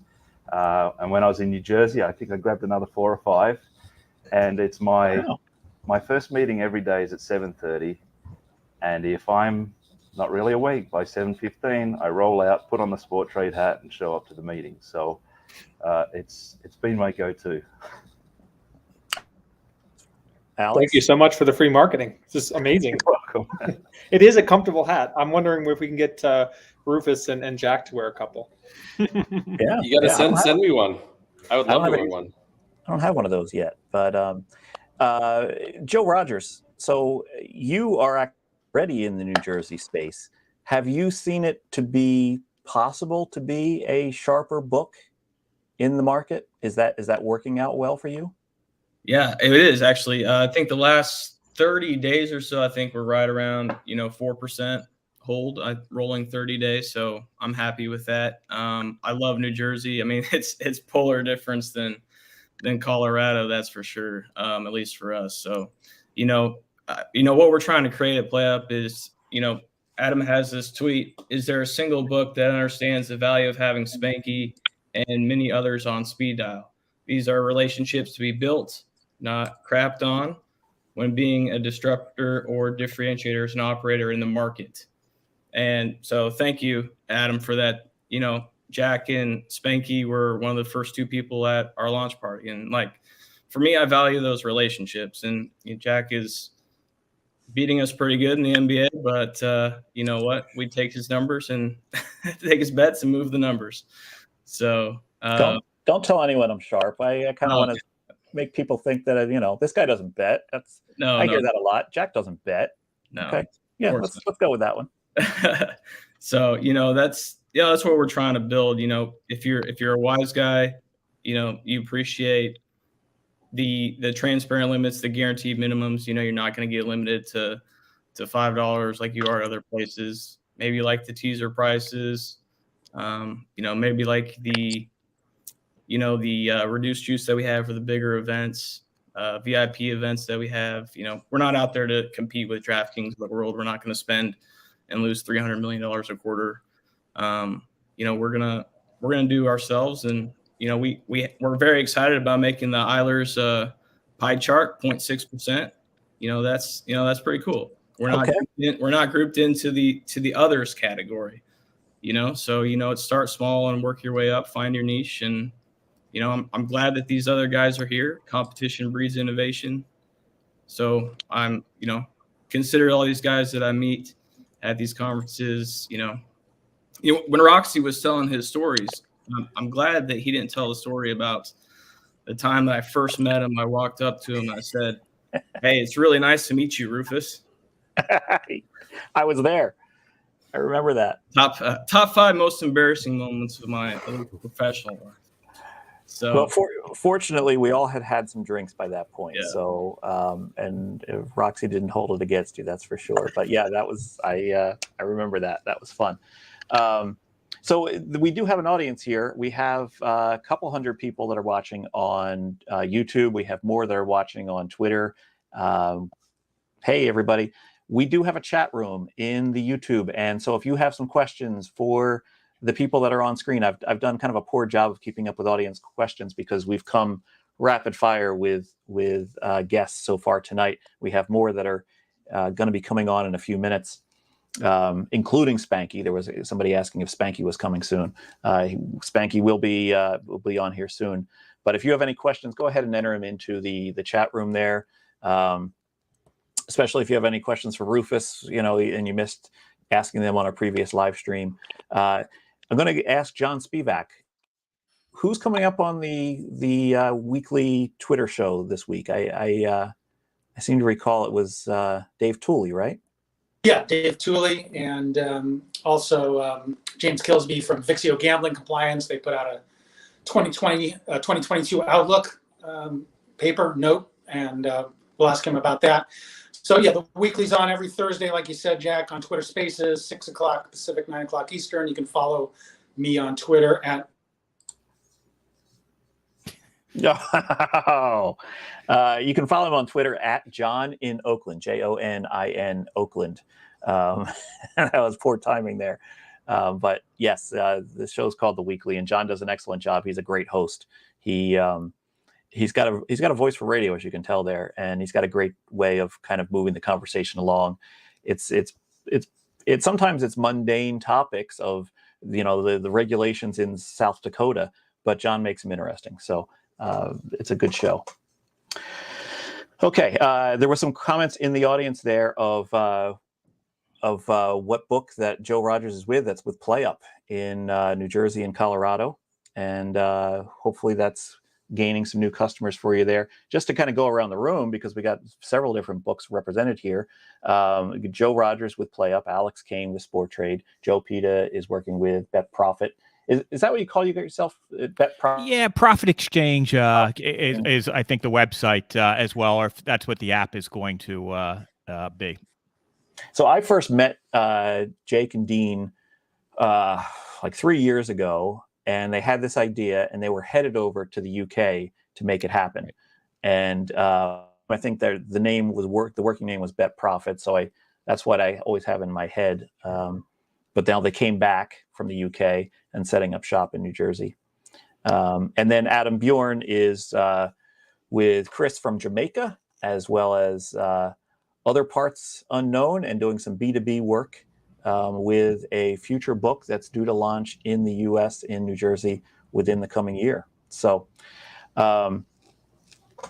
Jack, if I may, this goes back to something Roxy was on too. As long as we're talking about the business, and I really liked what Joe said about customer friendly there. And I will tell you, anytime I can sit down with a Roxy or Chris Andrews and talk about the business and talk about my parallel experience as a market maker, as a NASDAQ market maker. And the one thing that Roxy said that really surprised me is when we were talking about Mattress Mac there, and he said he wouldn't try to, he seemed to be, and I don't want to put words in his mouth if you got the same impression, he seemed to be questioning why Caesars would go to, if Mac came in at plus 170, why he would bring his market down to minus 175.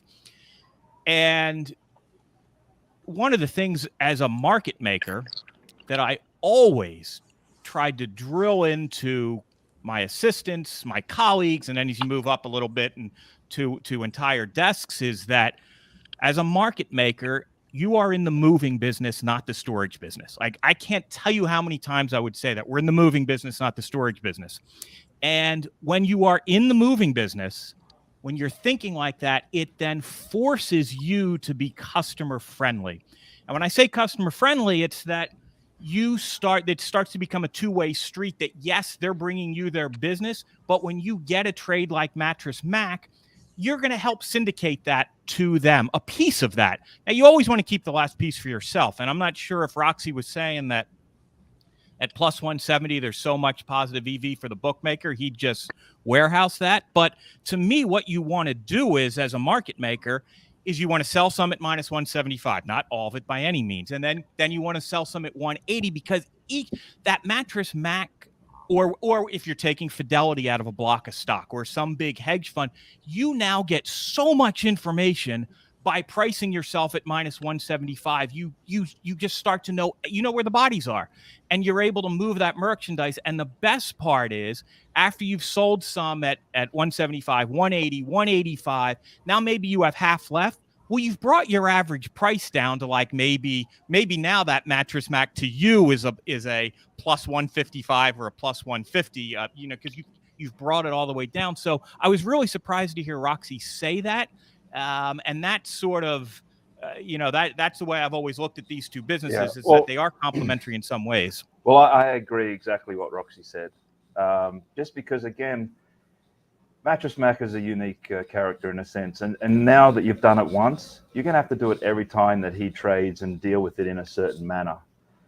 Usually the idea is you just play that player. and you know he's going to come back and he's going to play his times, and over times it's just, you know, you're playing against him, and ultimately he's going to lose in whatever he does. So it's more of certain customers. You just, again, you do literally throw it in a box, you forget it's there, and then you deal with it afterwards. Now I understand that there's other ones. So you've got a Rufus, you've got a Mattress Mac, and you've got lots of people in the middle. Now, Rufus, you're going to, you know, take the stuff, you're going to be moving a lot stronger. Mattress Mac, you just throw it in a box. And then all those people in the middle is where we kind of do it in a manner of how you're explaining. So again, that's generally don't you build some goodwill though, Adam, by offering some of that at a nice price to your best customers? Well, and again, a nice price is probably what the market is, and it's eventually going to come down to 85 or 90 anyway. Now, going back to the tweet earlier with Spanky and guys like that, yeah, I mean, again, if you wanted to take $3 million from Mattress Mac and he wants $5 million, yeah, you take the $5 million and you put $1 million back, and you know, you trade off on that manner, and you can give it to those customers that you want to. But if you're wanting to take $5 million, you take the $5 million, you put it in a box. But again, once you do it once in a manner of how you're going to treat this particular customer that you're giving certain amount, excess amount, then you got to make sure you do it every single time. Otherwise, the balance of that actual player and what he is becomes uneven over a period of time. So that's where Roxy was coming from, in a sense of, I mean, there's guys that, you know, I do hand to hand with, and literally they send their bets in, and I just give them, you know, even money on everything, and we're just hand to handing it, and I don't even look at them. And then after 2 weeks, we do a balance and whatnot. Same thing. Now they go on runs, you know, Mattress Mac, if he hits 3 or 4 in a row, then, you know, depending whether he hit him at the beginning or hit him at the end, you know, you've sort of got to weigh up that player as well.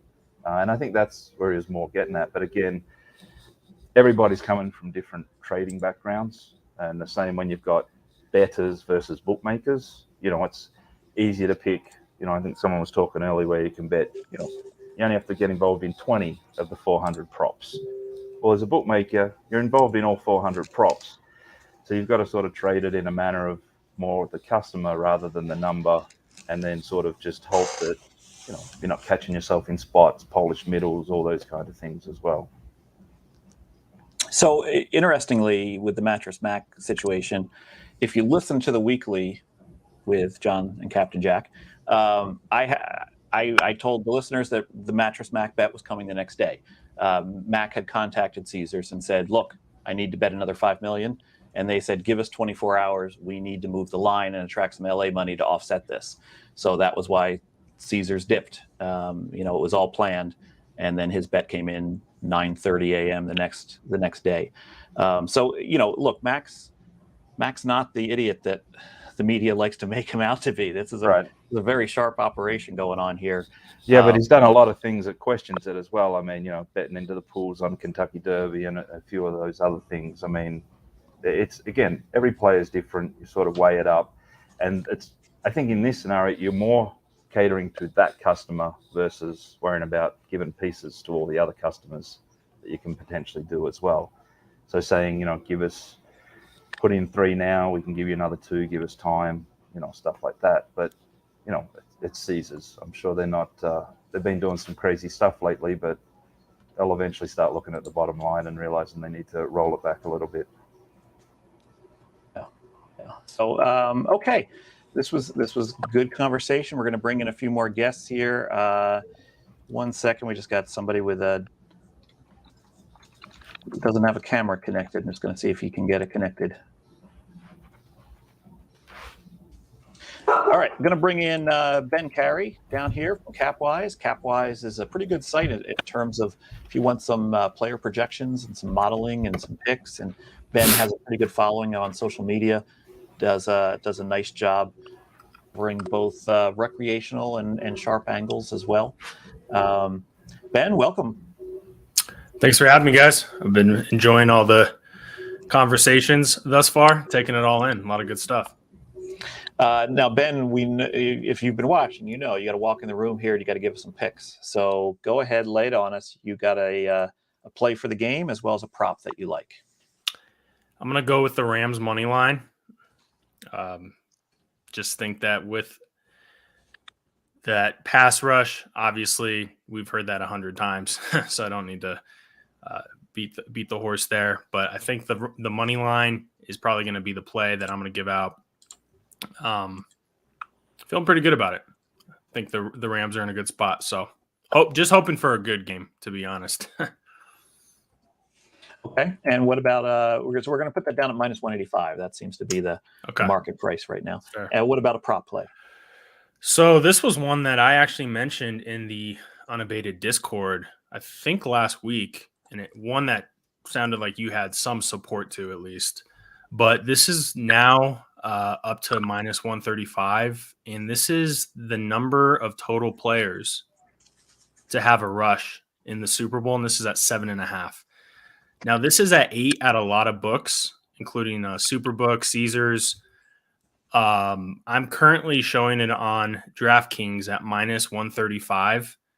So this jumped up from -110 to -135, but that was basically because of the Darrell Henderson news, which, potentially gives just more upside to this hitting over. It's hard to speculate what type of role he's going to have in this game, if any, but I think that's just another layer to this bet. And the big thing that I've been communicating with this bet, Jack, and why I like it is one thing we have to remember is the extra preparation time that these coaches have to scheme offensively. And I've been in those offensive meetings as a college football player. There's a lot that goes into it. So, we see a lot of crazy splits with teams coming off buys and college football, same deal. So I do believe that there will be a few different exotic looks, exotic formations to try to catch some of the defensive formations off guard. And on top of that, this is the point that you made, Jack, is it's the last game of the year, right? You can kind of dump out the playbook. So I think with all those things, I'm liking the upside here. I think we end up at 8 total players. So it's sitting at 8 at a lot of shops, and I just don't really see the value at 8. But at -135, I still like it. Okay. All right. So that's up there on the screen there, and all the other plays so far that everyone has made. So, Ben, you've been doing a lot of betting in Colorado, and is this the Super Bowl you have the most action on so far? As of right now, no. Tomorrow, yes. Okay. Just waiting on some of those unders. Yeah, it will be. It will be the most. Last year, I had quite a few bets placed on Superbook for the most part, and luckily the game went under, and I had a lot of the under props, so that was a good Super Bowl for me last year. But yeah, I mean, out here in Colorado, the landscape is great. I think we're up to 20 something books. A lot of outs here in Colorado, a lot of opportunities to line shop, and it's all on mobile. So, Joe could speak to this. Colorado's been a great state enacting and sports betting, and the legalization and the rulemaking committee did a really good job getting things live here in Colorado. Excellent. You got that PlayUp account, right? Yep. All right. We were talking a few days ago, huh? Yeah. Yeah. I'll show you some free bets. Okay. I'll There you never go. say no. Never say no to that. That's plus EV every time. There you go. There you go. And the juice is dropping on the props apparently too. Okay. Yeah. Excellent. Okay, we're going to bring in somebody else here. This is a friend of mine. This guy, man, he's just one of the best guys in the. I talk to him, and every time I talk to him, the first thing he says is, "How you doing?" He wants to know how I'm doing, and he's just a salt of the earth quality guy. One half of the Alpha Jack Power Index. It's Alfonso Straffon, your source for news in the industry. And Alfonso, how you doing, buddy? What are you drinking there? I am drinking an Old Met Copper. All right. So cheers, y'all. Cheers. Good to see you guys. It's been fun to watch the chatting going on here, and I appreciate you having me on. Oh, you know what, John? What are you drinking down there? Is that a LaCroix? Yeah, I don't drink Jack, so I got my lime LaCroix. Okay, I figured that was what you had there, so that's just wanted to get that in there. Saw it on camera. All right, Alfonso, how you been? What's new in your neck of the woods? Well, it's just been last couple of weeks. We've kind of rolled into earnings seasons here at the bank, so just been tied up there, keeping tabs on companies as they report and what have you, and just that's the kind of a grind I find myself in nowadays. But I can't complain. I mean, it's good. I'll be the first to say that I'm not going to be as up to speed with everything happening in the markets in terms of betting, because I don't bet that much, fellas. I mean, there was a time when I was behind the counter and I would book the bets, and that was always fun, and that's always kind of been my where I like to keep an eye on the industry to some extent. But tomorrow is a big day, obviously, and so in response to that, I've asked everyone to come in here with a play on the side or total, as well as a prop that they like. Now, Alfonso, I know you don't do a ton of betting these days, but I do want to, you're still a sharp guy. So I'm really excited to hear what your plays are going to be. Go ahead, lay them on us. Well, I mean, we all, I'll go with the Bengals. If I could get the Bengals plus 4.5, which I don't think that's a number that's out there anymore, but I mean, I would have jumped on that. I think I see 4s out there painted across the board. I'd probably still take the Bengals plus the points. Okay. I'd play the under at this point. And there's a little bit of a contrarian aspect to that, obviously, whereas we know where the public's all headed. And if there's ever that one game when you're booking, this is a game where you kind of want to stay close to home. You just don't want to go into it too lopsided. So I could see there being,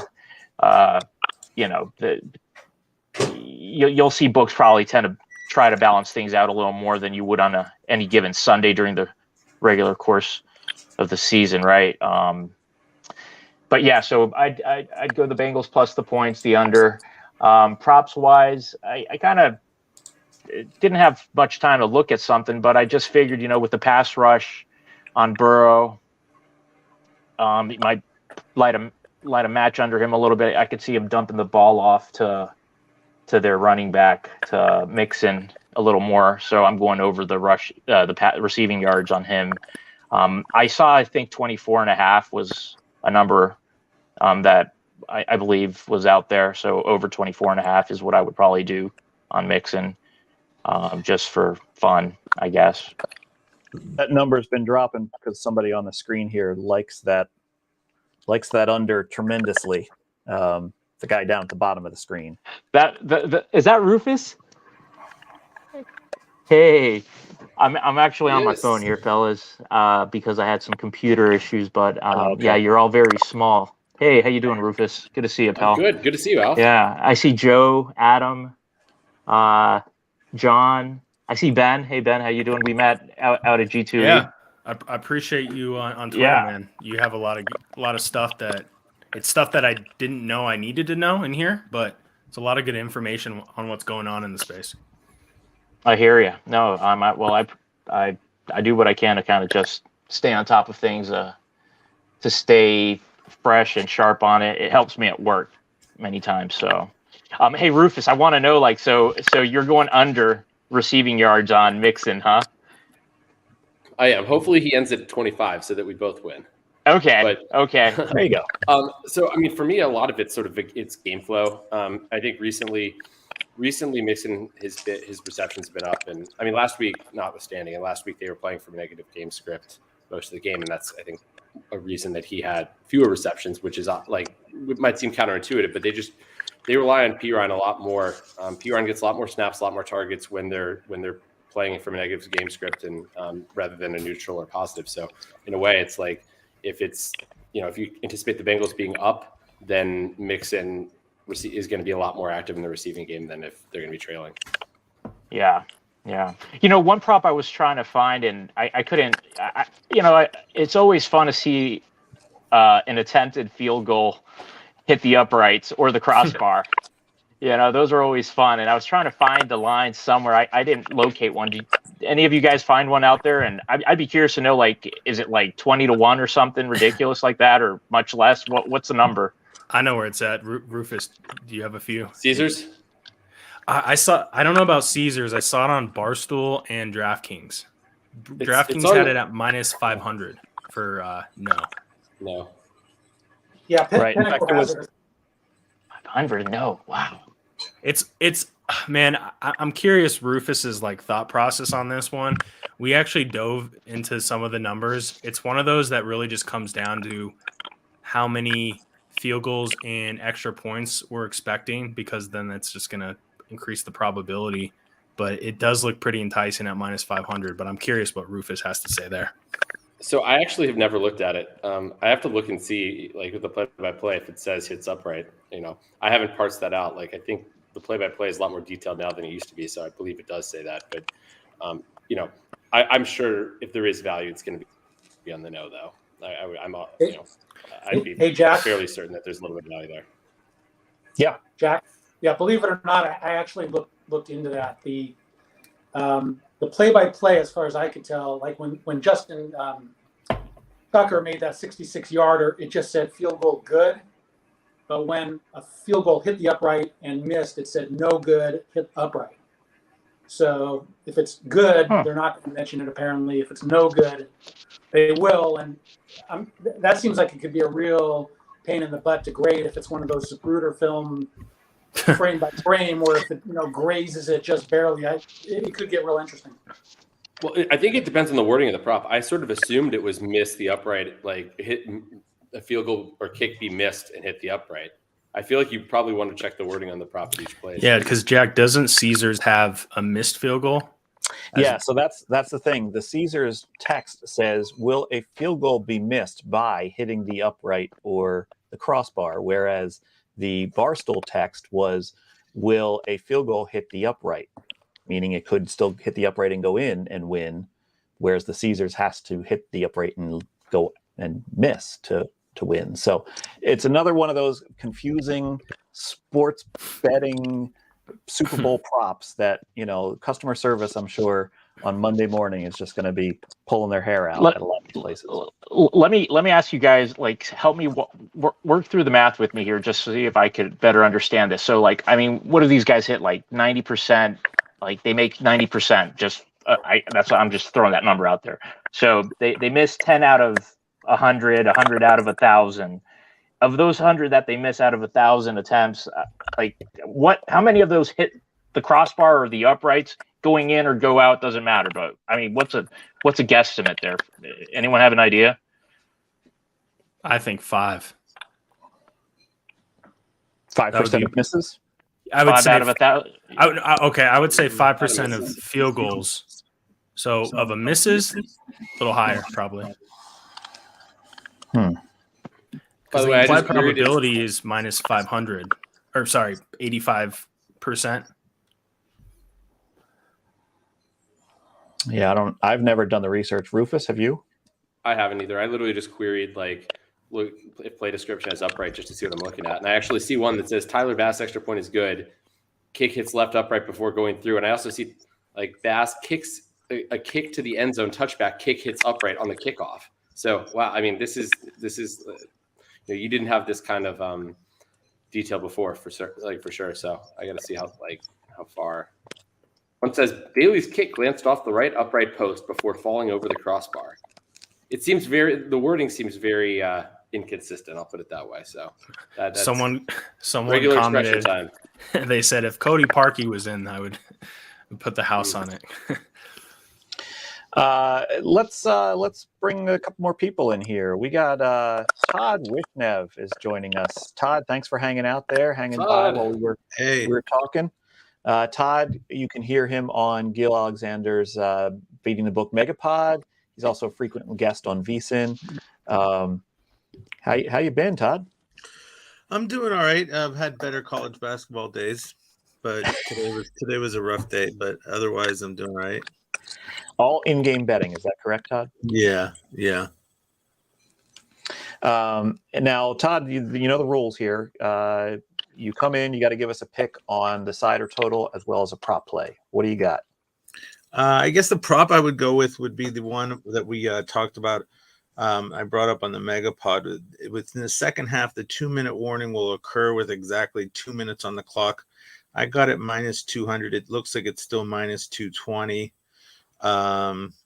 It seems to me that happens probably more than 80% of the time. So, where is that available?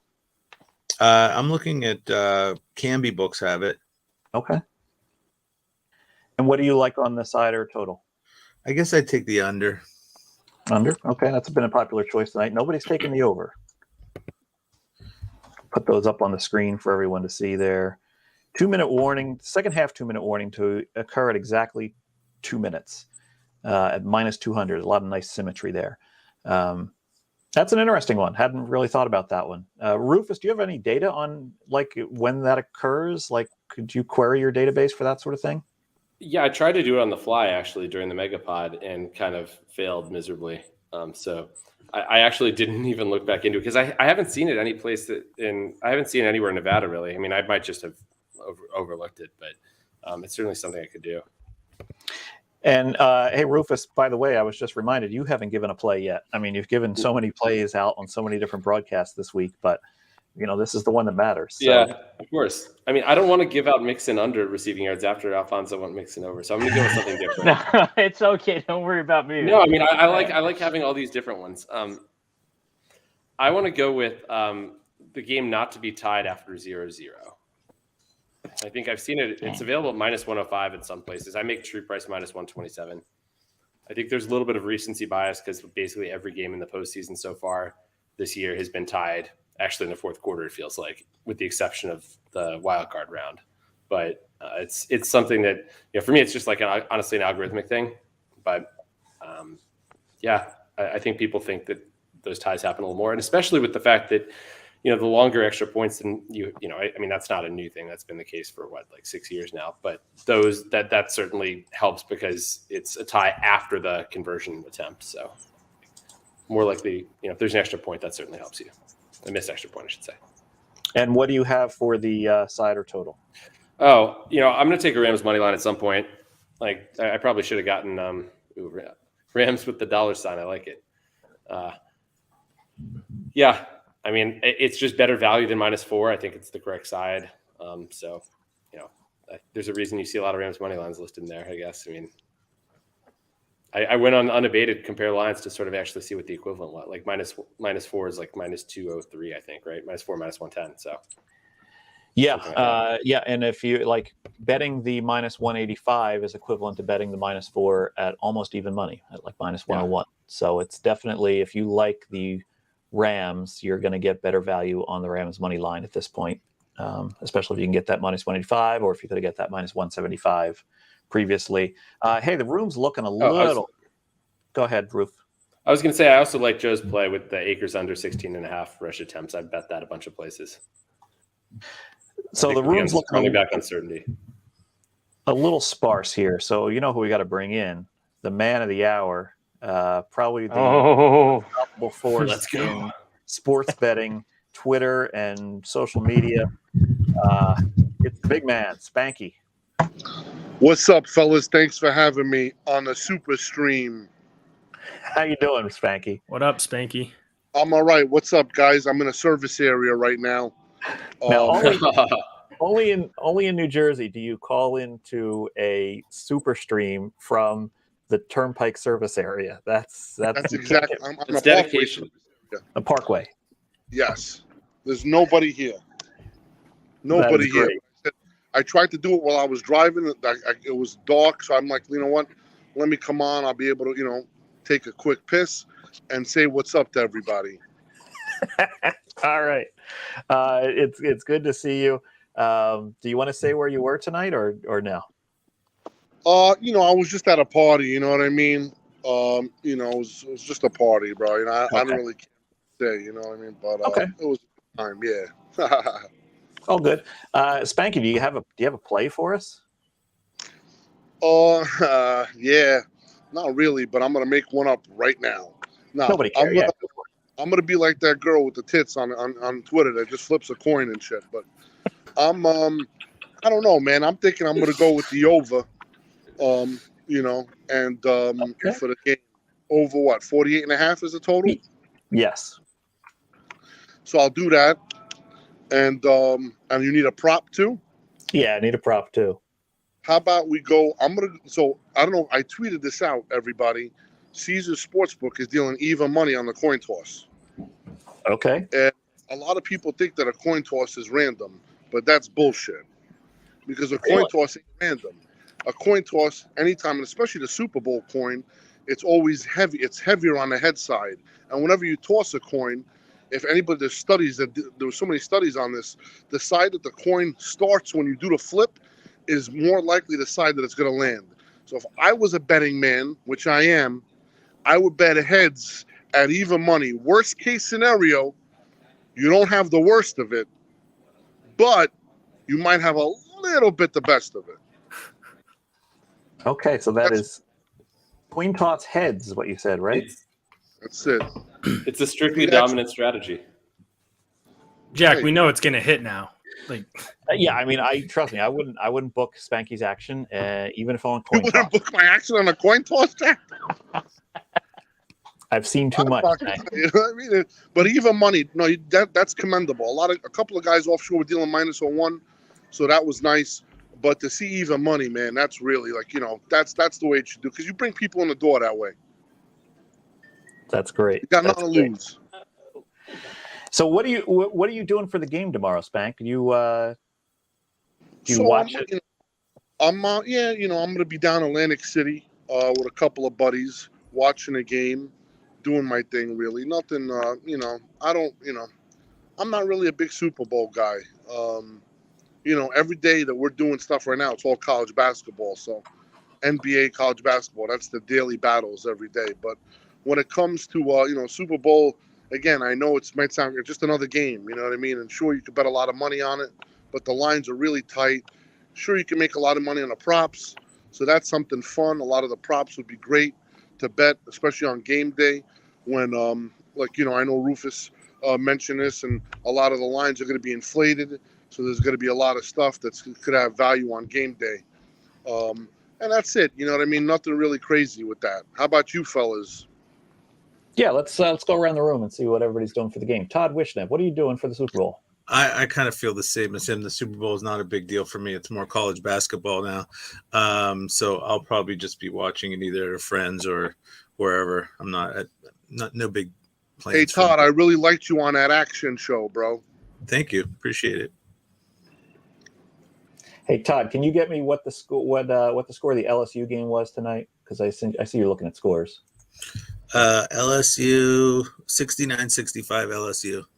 So they scored. This best need some bitches on it. What's up with that, Jack? Come on, bro.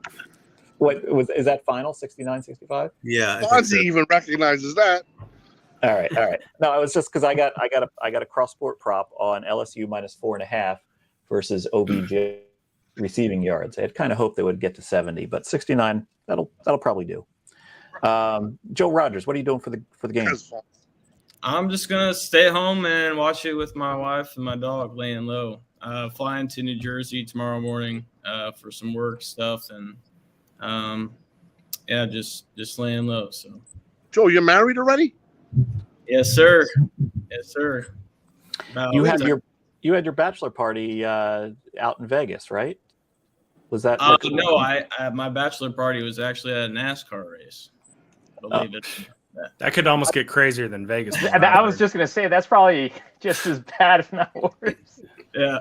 Isn't there something to play about to have the bachelor race party in Vegas? Sorry? Isn't somebody from PlayUp about to get married? I'm sorry to interrupt. Our chief compliance officer, Mike Roselli, is That's the guy, yeah. his bachelor party is coming up in Las Vegas, I think so. That's what it was. Yep. Sorry, Joe. Yep. We'll all be at Bet Bash. Make sure you get your tickets. Spanky didn't pay me to say that. It's going to be fun. Look, I'm taking off, so it's good to see everyone. Take care. See you, Joe. Hey, have a good one, Joe. Ben Cary, what are you doing for the game? Yeah, so we are going to be doing a live stream on Twitch during the game.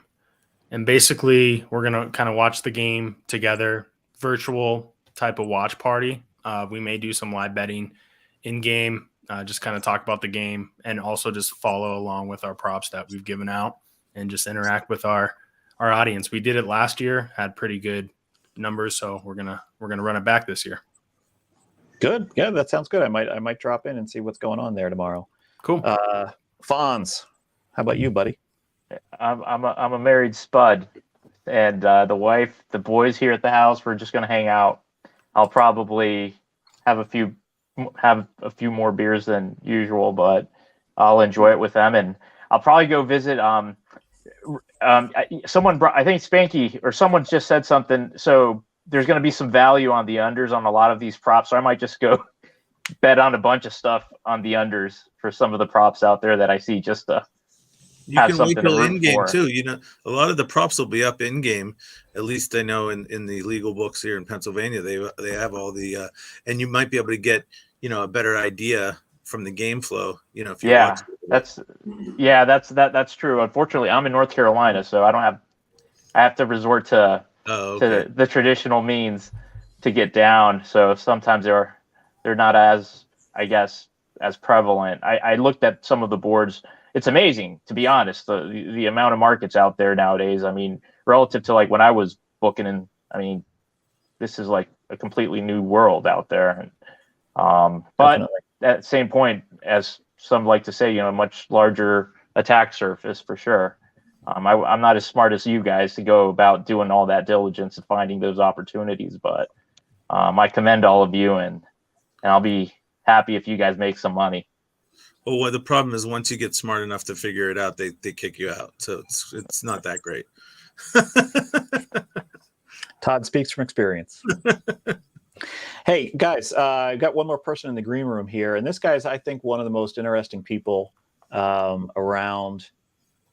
He's got a lot of great takes on different subjects. I really enjoy his Twitter feed. His Twitter feed is @Spreadopedia. Mr. Jason Weingarten joining us, as Gill always introduces him, from under a cloud of smoke in Southern California. Jason, how you doing tonight? Pretty good. Nice to be here with all you guys. Yeah. So Jason does a daily podcast for VSIN. That's pretty much what you're looking at right here. It's just him in front of that bookshelf. And I tend to kind of zoom in and read all the book titles he has and kind of say, oh, I got that one. I need that one. But it's always cool. What I got to ask you though, Jason, what is that train thing? Is that like a Lego train behind you or something? Yeah, I got 2 Lego trains behind me. Just needed somewhere to put them, and they fit perfectly on the shelf. So that's where they go. Okay. So Jason, everyone that walks in the room here has to give us a pick on the side or total as well as a prop play. So I'm really interested to hear what yours are going to be.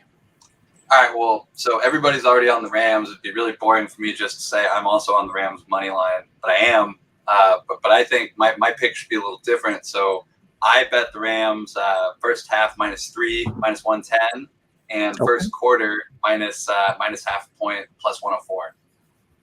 So Rams for me every which way. Okay, that's a good. I like people to throw in the first half stuff. That's a good way to slice it up. And your prop play. My prop play. So I'm really into the MVP stuff, and every year for the Super Bowl, I try to find defensive players that I think have a legitimate shot to win. So I have 2 guys at the DraftKings number that I think are good bets. It's the Rams starting safety combo: Eric Weddle 300-1 and Nick Scott 500-1. Nick Scott is the 4th highest rated Rams defender in the postseason. Plays 100% of the snaps. Doesn't come out in sub packages. He was a special teams player, 7th round pick from Penn State. Ended up the starter when Taylor Rapp got a concussion. Kept the job. They're playing Taylor Rapp as the 3rd safety in the Super Bowl. 500-1. I just think that's way too high of a price from a guy who's the 4th highest rated defender this Rams postseason. And then Weddle's kept the other safety job. He played 100% of the snaps in the NFC Championship game, led the Rams in tackles, and he's calling the plays. So at 300-1, I'm much more excited to take a shot on Weddle winning the MVP than Aaron Donald, who I saw was down to 11.75 or something at Circa today. So I don't know who's betting that, and that's just the most insane bet I've seen all year. Wow. Do you have a history of hitting some of these long shots? Were you on Von Miller a few years back?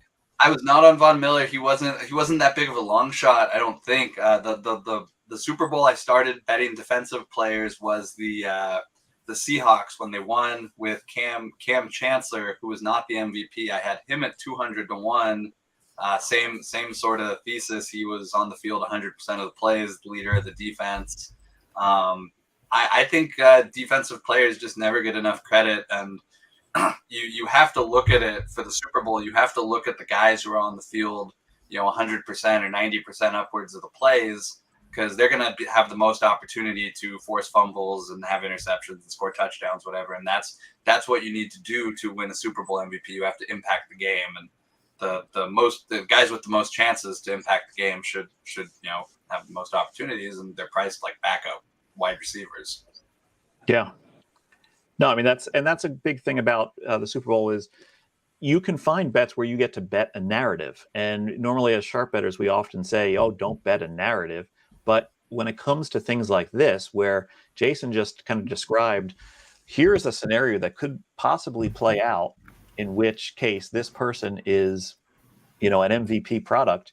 It's betting your narrative, and it works really well for guys that are sort of on that upper sharp, like rim of sharpness, where they can say, I see this coming ahead of time, and I'm going to bet that narrative. The other one comes to mind is, Tom Brady winning the Super Bowl. A former partner of Rufus's, Mark DeRosa, had bet a bunch of Tampa Bay futures when Tom Brady hadn't picked what team he was going to, because he said, this makes more sense. Him go here, this changes that, a lot of value, start to bet the Super Bowl on it. And he made out very well. So, that's great. Now, Jason, here's the thing about the game. You're in Southern California. Do you feel any kind of bias about this game tomorrow? The more I thought about it this week, I was thinking the Rams at first were at an advantage playing at home in the Super Bowl. And then the more I thought about it, I haven't really heard many people talking about it, but I think it's actually a disadvantage at home in the Super Bowl. Really? Because every single player is being hit up for tickets by everybody.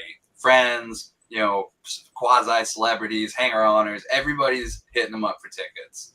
They're not getting any sort of peace and quiet before the game. Everybody's in town. Everything's going on. The families are in town. You have, you're just fielding calls and requests all week. And the Bengals, not that they're not dealing with a lot of the same stuff, but nobody's talking about them. Nobody cares. I don't even know where they're staying in LA, whether it's downtown or the South Bay, whatever. They're just kind of happy to be here. So it does kind of make me wonder if we're overvaluing the home field advantage here, and that it's not actually detracting from the Rams this week. But again, that's just a narrative thing that I was thinking. I don't have any data to back it up. I just think it's interesting that if they don't play, if they come out flat, that would be the excuse I would think people would sort of start with. Spanky, what are you chuckling about over there? No, nothing, man. My buddy's over here. You know what I'm saying? Oh, okay. I'm just listening. Somebody else at the rest stop? Yeah, my buddy, because I can't, he's doing all the betting. I can't bet anywhere. So I got to bring somebody. I see. Is that guy's name Mike, apparently? No. No? Okay. No, can't reveal. Can't put his face on, because then he'll get banned too. All right. I like Fonzie over there laughing, having a great time. I love it. I'm having fun. This is great. Yeah. All right. So, who has Eric Weddle to get the second ever penalty that was really during the play that came after the play? That was last week when he got. Did you see the penalty that they called after the play was over? Oh yeah, after the ball hit the ground, because I've never seen that called in the history of the National Football League, and I've watched probably upwards of 5 million games. That it's not part of it when you blast a guy on a receiver. Oh no, the ball hit the ground. Never heard. Yeah, most ridiculous call I've ever. I was trying to do the what the call would be in my head, because I like the Rams in that spot, and I was like, I don't know. I thought it was going to be personal foul. They would retain possession, but I've never seen a guy get hit as a receiver on a fourth down, and they say, oh no, it was after the play. Ever. until that play by Weddle. So we also have a couple other people to bring in here, and I'm gonna bring them in right now. These are going to be our last trio of guests that are coming in. The first, well known to Rufus Peabody, it's his co-host on Bet the Process. It's Mr. Jeff Ma. Jeff, welcome to the show. Thanks for having me. It's like I'm glad Rufus dressed up for the occasion. Oh yeah. So Jeff, is that doesn't look like a country club hat, is it not? What's the Or is it last just like big nobody bet I've ever won won? recently? Georgia. Yeah, it's Georgia Bulldogs, There we go, bitch. okay. Yeah. All right, we're gonna keep pulling people into the room here. We also have Johnny from Bet. Johnny, welcome aboard. What's up, guys? Thanks for having me. Can you guys hear me okay? We no, can hear. Can you speak up? Can you hear me okay? No, can you speak up? Am I on Robo mic again, like the Calcutta? Can you speak up a little bit louder? I knew I made a mistake choosing the time slot with Jeff Ma.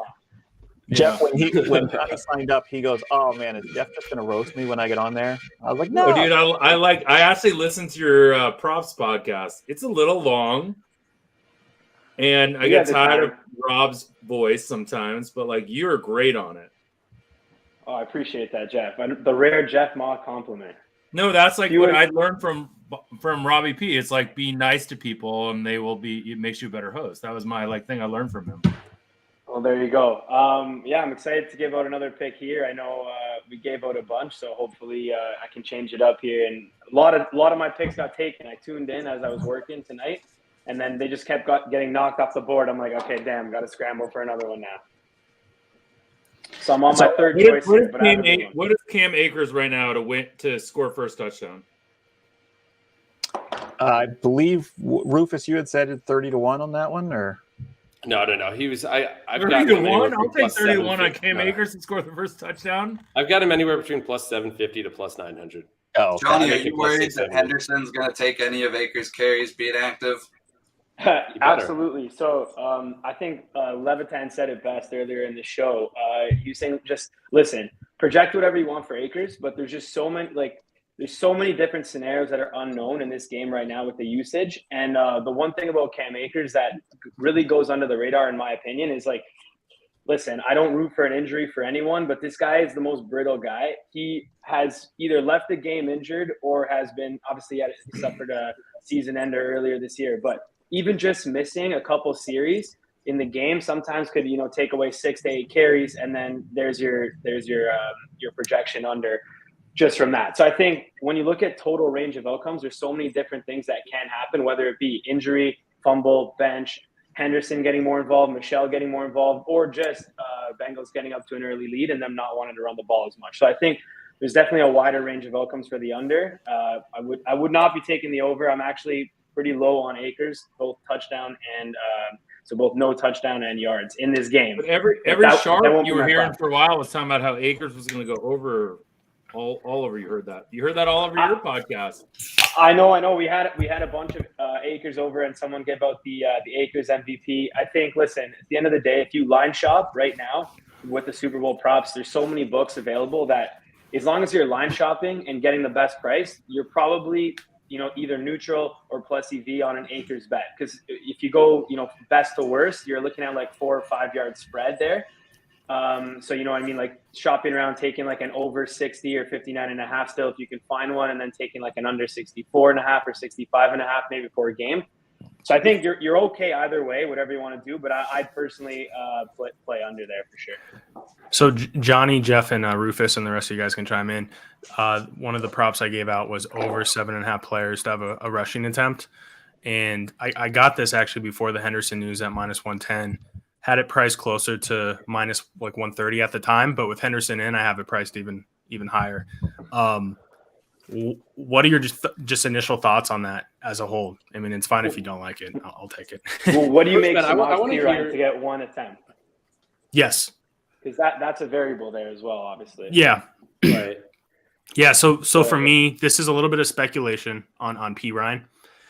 And this is coming from my background of playing college football. So P. Ryan has seen around 20-25% of the snap share the last few games. and he hasn't had one carry. Now, granted, game script had him in a position where they had to pass the ball.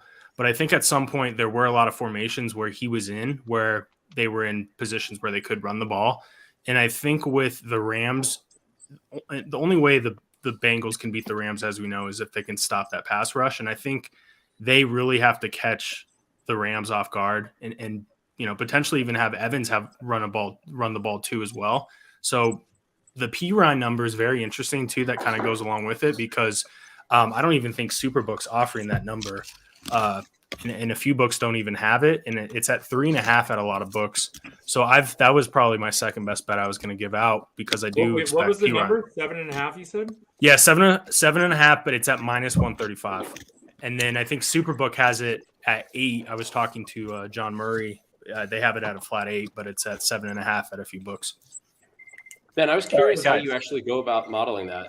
Because all the correlations, like I run sims at the individual player level, but clearly, if in a sim, like Pirine doesn't get a rush, like Mason's got more rushes. I mean, I think it's bigger for the receivers, but I find it was very difficult to model out. To be honest, it was probably like a 50% model, 50% more objective type of human element type of look, but. Pirine and Evans, I think, are the kickers there. I do expect Chase to get a carry. So, yeah. So we kind of went a little bit off the rails there. Johnny, what were your picks? You kind of sorry, John, cut you off there. So I've been playing a lot of first kickoff touchback. Yes. So that's something that has moved around. Now, I didn't play it early in the week. I've been playing it only when it got to around the +10 marks. I've been taking everything down above +10 and just kind of keeping everything lower in the market. So if it does get back up to +10, probably worth another pop or 2 or 3. We'll see how it goes. So that's one thing where I think, Jeff Benson gave that out. And same kind of rationale here. Pat McAfee had a show, and he's obviously got a big audience, and the clip kind of went Pat viral. McAfee playing in this game? No, he's – are you joking or no, Jeff? I can't tell. Is he punting or not? So is he still playing? No. He released it for his FanDuel show. Oh, is he a professional bettor? I've never heard of him. Jeff, he said a lot about balls lately. We'll put it that way. So yeah. Johnny, you're quoting Pat McAfee right now. So I got to give you shit if you're quoting Pat McAfee. You didn't let me finish it, Jeff. So I said Pat McAfee released in his show. What he said was that when you kick off that ball, because they put that in the Hall of Fame, you don't get a chance to warm it up and really have a couple practice kicks. So it's actually, he says it's harder to kick. It feels like a rock. And because of that, he said that's why the opening kickoff doesn't go all the way through, and that's why the punters or the kickers can't kick it as far. What I'm saying is that news has moved the market, and I don't actually think that has any validity to it. So I'm actually kind of, that's a really good point. I'm a douchebag for giving you shit. That's great. I think he's just making an excuse for his bad kickoff in the Super Bowl. Yeah, potentially, but realistically, you can look at the history here. You could see how much. Matt Gay also coming up short on that 47-yarder has everyone worried. Oh, this guy couldn't even kick a 47-yarder. So we're taking touchback for sure, right? Touchback. I'm taking touchback. I'm taking it at +10 or better. And, Jeff Benson gave it out. Circa's hanging in at +105. So that's, I think, the best in the market right now. That's what I would have taken as my official pick if Benson didn't give that out. But I'm happy to fade there. Also, last year, it was run out of the end zone, sort of more erroneously as well, kind of a bad decision. So I do think that, in all likelihood, this thing should be around -10 or -20. So you give me +10, I'll take that for sure. What do you guys think? Okay. We got your prop down. I'm still trying to get your side or total on the game. What do you like? You want my side or total? I mean, it's tough for me to put my name beside a side or a total at 11 o'clock p.m. Eastern the night before the bowl. But you chose your time slot. I mean, no. I mean, just in general, I'd be looking just for the best number right now. So it would 100% depend. If you can give me something. Essentially, look at Pinnacle's taking around 150 or 200 dimes right now in the game. So anything around there. Grow a pair, Johnny. Grow a pair. This is not for your official Betstamp. Grow a pair and take a stand. Okay, give me the Bengals. money line. There we go. Bengals money line. Okay. Yeah. I'm going to take Good- Rams good- minus good Sandy 4, number. and I'm not going to. Do I take us? I'm waiting till tomorrow and hoping I get under 49. Okay. Well, which one is your official play there, Jeff? Rams minus 4. Minus 4. Okay. And then a prop from you, Jeff. Cam Akers, first touchdown scored. What odds? What's the best price we can get it at? I've got banned everywhere except Chris. So what's the best price we can get it at? I'm shopping for you here, Jeff. Bet Rivers Barstool at plus 850 right now. Regulated market. That's 100% in. Okay, I like that. Okay.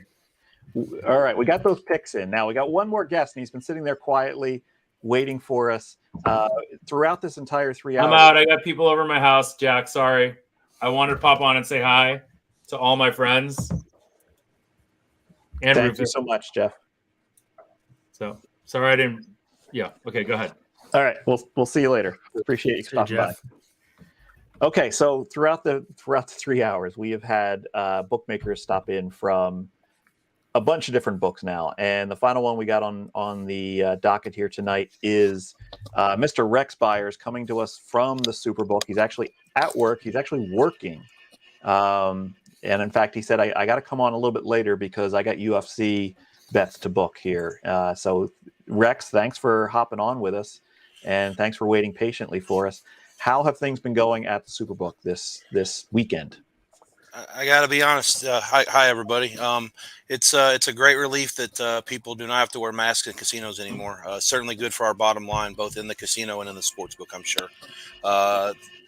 Jay wasn't shitting. He said on Thursday when Spevack lifted the mandate, literally 6 VIPs who had not planned to come out to town all called and said, "Can you hook us up?" And so, that's the best thing. It's been buzzing out there. The line's long. We wrote a ton of bets today. It's been a good day. You know, I have to look at the bottom line when it's all said and done. But you know, these weekends are fun. I was up till 3 a.m. last night working on the fights, Premier League, all that good stuff. And then, you know, like I said, trying to be the same story, working on tomorrow's NBA and some other stuff. And then, you know, like I say, get home. And then when you get in here tomorrow and book the game live, and then that'll be it for me. I may be charged second half. I'm not sure. Depends on what Ed wants me to do. And then when it's all said and done, I'm gonna go out and get extremely shit-faced. Nice. So have you seen a lot of Rams money coming in from the public this weekend, from the California crowd coming through? You know, it's not as much as we thought. We actually have, I think we're 4 minus 05 still right now, 48.5. We were 90-75 money line until about an hour ago, and it's just Bengals. They won't stop. Like, it's in Colorado, It's in Nevada, it's in New Jersey. I just told Murray I'm going back to 85-70, or we were 95-80. I went to 90-75. I said we don't need any more plus 80 right now. We're full of Bengals, and you know it's just a matter of, I know Jay likes the Rams, and I think that I made the game cheaper, and so did Jeff and Ed. But you know, the bottom line is we need the Rams for so much at this point that you know it's going to be tough tomorrow. We'll have to see how much. How much we want to, what we want to do. The people upstairs are certainly going to give us a little bit of direction, no doubt about that. Now, Rex, I've always heard, obviously the Westgate Superbook, you guys are renowned for the props. Like, it's basically the market maker for the Vegas crowd. What's the percentage of handle that goes to props versus straight bets on the game? Other bookmakers say it's in the 70-30. Adam Bjorn was on earlier and said it was, it was the majority, but it wasn't like a tipping majority, like 70-30. What is it for you guys? It's a great question. I should look at it. I want to say as of like a few days ago, the props were like right in like 8 to 5 maybe. Like every $5 bet on the game, there were 8 bet on props, something like that. I'll have to double check it. That's a great question. I mean, I certainly, I think we're all proud of our work. Usually we win a pretty big figure, well into 6 figures every year on this stuff. So, we take a lot of pride in our work, and I think tomorrow will be hopefully more of the same. We'll see. Now, can I get out of you a play you like on the side or total, and also a prop bet that you like? It doesn't have to be a Superbook prop, but it could be. It could be another prop around town. That's the nice thing about Nevada. You guys can bet at other shops around town. What if I give you one that's not Nevada? Orange Gatorade. Oh, okay. No, I'm joking with you. I'll give you a game prop. I actually like Akers over rushing yards, and I don't let the Henderson thing bother me too much. The Rams have played against two of the best rush defenses in the league by a lot in the last couple weeks. Akers still kind of getting healthy. I think he'll get plenty of dosage. Got to hang on to the fucking ball, but if he does that, rip a couple of big ones off early. The Bengal defense is a little soft up front. I expect them to not. There will not be excess men in the box. I think they got to respect the receivers and the tight end, and I think that'll open things up. They'll have a numbers advantage. And I think that Akers will go well over the 58.5 to 60-ish. It's bounced around, so I bet it multiple times. As there's some sharp opposition when we first open it, a little bit higher than everybody else. So most of the people in the office tend to agree with me that the number there is just a little bit too low, even with Henderson going. Okay, and what about a side or total on that game? I don't know. I mean, I guess if I had a gun in my head, I'd bet the Rams. But Rams. You can charge me for Rams -4, I guess. Rams -4. Okay, we're not charting you. Don't worry. It's just all for entertainment. It's lay 3 or take 6. It's over 57 or under 51, and there's just nothing to it. It's simple as that. Yeah, none of those numbers exist. Yeah. So we had a question here from the audience that probably is in your wheelhouse. Any good UFC bets tonight, Rex? With the fights that are left, or talk about earlier on the card?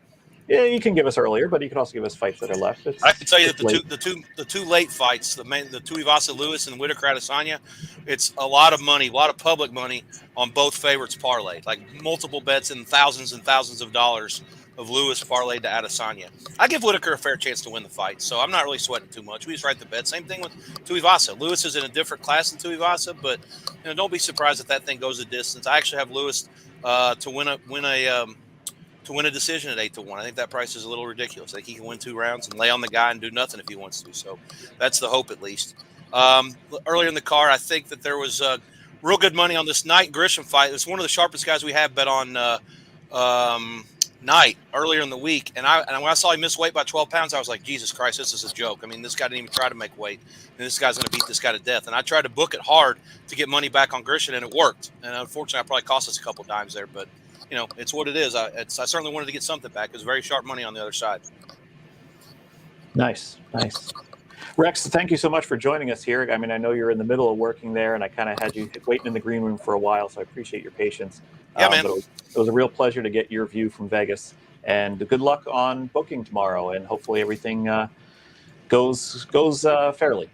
Gents, enjoyed it. Rufus needs to stop by. It looks like he's got some more bets to make. So, according to his last message over here, right? He said he's got 70%. He knows Ed's gone, and he knows Jeff's gone, and he knows that it's like when the cat's away, the mice will play. He's probably going to sit at the window now, blasting away at it. So I better get back out there and see what kind of damage he's doing. Well, you notice he dropped off the stream. I did. I saw it. So I said, I'm going to have to figure out what I need to pop at Rex's book. I got a good chuckle at it. Hey, Rex. Ben Cary here. I just want to say, big Ben. fan of you What's guys up? over at Superbook.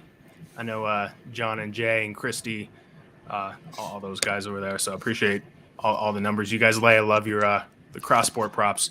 I went to Northern Colorado.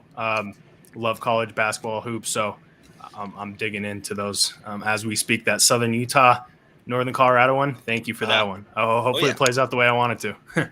Good luck to you. That's what they're there for. Thank you. I mean, Thanks. I like booking those because they actually require someone to have a thought. It's not like you just sit there and look at some other number and you're like, oh, these guys are different than those guys. Let's bet them. I mean, it's like, that's fine. Some of these props are going to be that way. You just have the guys that clean the boards up, that they're going to do that. But when you have something that's a cross-board thing that nobody else is booking and they give you a bet, those are fun for me to book because you know that actually requires some thought to put the bet in. It's not just somebody comparing numbers from one book to the next. Absolutely. How much of your action is those cross-board props? Like a rough percentage of the prop We market? started to write a bunch today. There was one of them we had that involved Anthony Davis points against like Rams first half points or something, and they were betting all Rams because what happened when the Lakers announced all their guys were playing, they just assumed there'd be less usage for Davis and less ability for him to score. I don't even know what the score is. I don't have any clue what he's done, but I know they were betting the Rams, the Rams plus a half or whatever it was against Anthony Davis, like they were stealing something the last half hour to post. So, and I was kind of annoyed because there's a lot going on with college and some other stuff too. I'm like, stop betting this fucking shit. I mean, I had to move it to like a scalp to myself on the third bet. It's like enough's enough, and they finally stopped. But it was it was we write some to that stuff, but it wasn't much going in. But the last couple of days, it's really picked up on the cross-board stuff. So I'm hoping the same thing will happen tomorrow too. Yeah, well, I don't know where those people got that play from, but hopefully they did okay. There was a question here from the audience for Ben. What was your cross-board prop that you had just mentioned? Yeah, so this is I'm waiting on the line actually. So this is there's two that I'm eyeing. It's the over in the Southern Utah Northern Colorado game versus, let me see here. Rex might know it off the top of his head. Shot. Something with rushing yards for the Bengals. Yeah, it's hard just because we don't know the line yet for that game. So I'm gonna wait until I see that. So I'll post it on Twitter probably. I'm just waiting for the line. But Rex, is the reason why we have so many Colorado teams, is that a Jay Cordigay thing? That is we have a Colorado book, so we have numbers up in Colorado for the Colorado teams. We got Arizona for the Arizona people. Gotcha. I think we may have done a couple things in New Jersey or with the Sixers, maybe something like that. So just that makes sense. I was as thinking for a second, I was like, wow, there's a lot of Colorado. That stuff is available in Nevada and the other states. 2 dimes a rip. Jason, what you're in Southern California, so and obviously a lot of your action still has to be in faraway places. Are you looking forward to legalization coming to California eventually, or are you just sort of like, you know what, I think I'm good with how I'm doing it? It depends in what form legalization comes to California. If we get retail or mobile or some sort of mixture of the two. Mobile, I could see a lot of benefits to mobile and having access to stuff in California that we don't currently have access to. But the reality is that, Arizona is not that far away. Nevada's not that far away. It always hasn't been that far away. Especially now with Arizona and Colorado, you now have 3 different states with direct flights, direct options. So eventually it'll come here and it'll kind of, make things quicker. But the reality is that the major books, the FanDuels, the DraftKings already operate on California's borders, or a direct flight away. So it's not too hard to travel at will, if you want to go to any of these cities and bet really. So it won't change much in California other than the convenience and the fly-in time. Now, Johnny's up there in Canada, and they're going to have a shotgun start to sports betting at venues outside of ProLine. And that's coming up, I think, April 5th or 4th. What is the date of launch there, Johnny? April 4th. Yeah, got April 4th, the last day of Bet Bash. Right. Are you going to go to Bet Bash? Or are you going to leave Bet Bash early to get back for that launch? We got to see. We still got to play it by ear. It's a tough call. I think Rob is going to go. Pizzola, you had on earlier, and at least represent Betstamp, and then Julian, I'll try to get up there as well if we can. If not, then we're obviously doing a lot of work prepping for the launch. So we'll see. Yeah. No, obviously the first day of betting there is pretty cool, and I remember it from New Jersey, and it was pretty cool back then. So I personally would choose being there for the launch. But yeah, guys, Will any of you guys be live betting the Super Bowl? I know probably Rex will be working, but does anybody plan to actually live bet the Super Bowl? I usually take a look at second half, but we'll see. Like it's very variable. Probably like 70% chance I won't have a bet, but you never know. So I actually, I'm looking forward to it because we're going to have the live Deck Prism line, the in-game Deck Prism line, real time on Unabated, and in fact we have it up there now for the NBA games tonight as well as college basketball. So you can get real time Deck Prism, the line they're sending out to all their clients, whether that be Pinnacle, Circa, other places. So it's pretty cool. So I'm kind of looking forward to see what they have. Now, back when Deck Prism first launched, they reached out to some people and gave us an API to kind of see their feed as they go. And this was like a year or 2 ago. And it was like having the answer key to the test. Like you could go on there and you could, see their line, and all the rest of the market hadn't really adjusted for them. There was huge amounts of value. Since then, now that they're dealing with a bunch of books like Circa and Pinnacle, the market catches up faster. The market's not as far off as it was a year and a half ago. But yeah, I'm looking forward to kind of using that as see what they have for the game tomorrow. I'm sure Matt Davidow is going to be, working, trading that. Captain Jack, what's your prop and game pick? It was up there on the screen. In fact, Rex kind of mentioned it because apologies, I didn't see the first one. Okay, there you go. Yeah, Scrap it was that Rams team total plus 1.5 versus Anthony Davis's points tonight, and he thought it was because people thought the Lakers had everyone playing that AD would have less points, but I think it was actually just because people were watching the stream and tailed it. I don't know how AD's been doing in that game so far. I'll figure it out later. Let's check it right now live. Lakers down by 3. You got to avoid OT here for this bet. Let's see. Anthony Davis. What is it total? Is it points, rebounds, and assists? Was it just points? Just points. So that's 16. So that would be under his total, obviously. But we may have an OT here. I don't know. I'm not following live. Golden State foul. We'll see. But seems like you got a good bet right now. Yeah. So basically, I now Jason. have Rams team total over 4. What's that? I was gonna say. So I like your Eric Weddle 300 to 1. I think that's got a legit shot. But I did want to say one of the picks I really wanted to give out here. See if anyone's still listening or gets this far is I really like quarterback to win MVP still. So I've been betting this almost every year. I truly think the range of outcomes at which a non-QB wins is diminishing every single year that passes. A lot of people don't know that the vote is actually it's actually transitioned to the point where it's actually a 20% fan vote as of 2 years ago. And there's a component obviously with the media writers. There's, I think, 16, or they may have raised it to 20 media writers that make up for 80% of the vote. So you're roughly each person gets like a 4 to 5% of the vote in terms of making up the MVP. And when you look at the media writers, look at the actual MVP for the league, right? Because it's a similar group that's deciding this. You seldom have a non-quarterback winning that award for the true MVP for the league, right? You obviously have Aaron Rodgers this year. With that being said, also, when you look at the actual game, I believe last year there was rumors that the vote for the MVP was actually submitted in the third quarter, end of the third quarter. Now, I get it. It was probably an obvious one. Tom Brady's going to win that MVP if the Bucs were leading a blow. But reality is, these guys, there's certain players who cannot win the MVP. And I truly think right now, I wouldn't give this out as a bet because it would just be, if this was my official pick and it lost, such an embarrassment. But Aaron Donald at minus 1,000, even up to my laying minus 1,400, minus 2,000 even reality, that's a good price because the range of which Aaron Donald wins the MVP is quite low. You think of it having the Rams having to win the game and then him having to have a monster game. Running back, same deal. I'm low on Cam Akers winning the MVP. Obviously, there's a price for everything, but at the current market price, wouldn't be betting it. Same thing with Donald. And then same thing with guys like Cooper Kupp, Jamar Chase, Joe Mixon.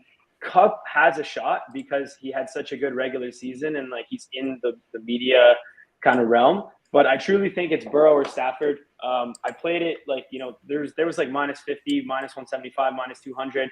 Right now, if you just take the best prices on the two quarterbacks and kind of fuse it together, that being roughly plus 285 on Burrow, plus 145 on Stafford, then what you're doing is essentially laying minus 205 for a quarterback to win. And I really like that price. It's very likely a quarterback wins. And I think at 300 to 1, by the way, I'm not torching your bet. You gave it out on our show as well, and I actually do like it because that's the range of which the value exists still. Those guys in the 300 and 400 to 1 range that play every snap.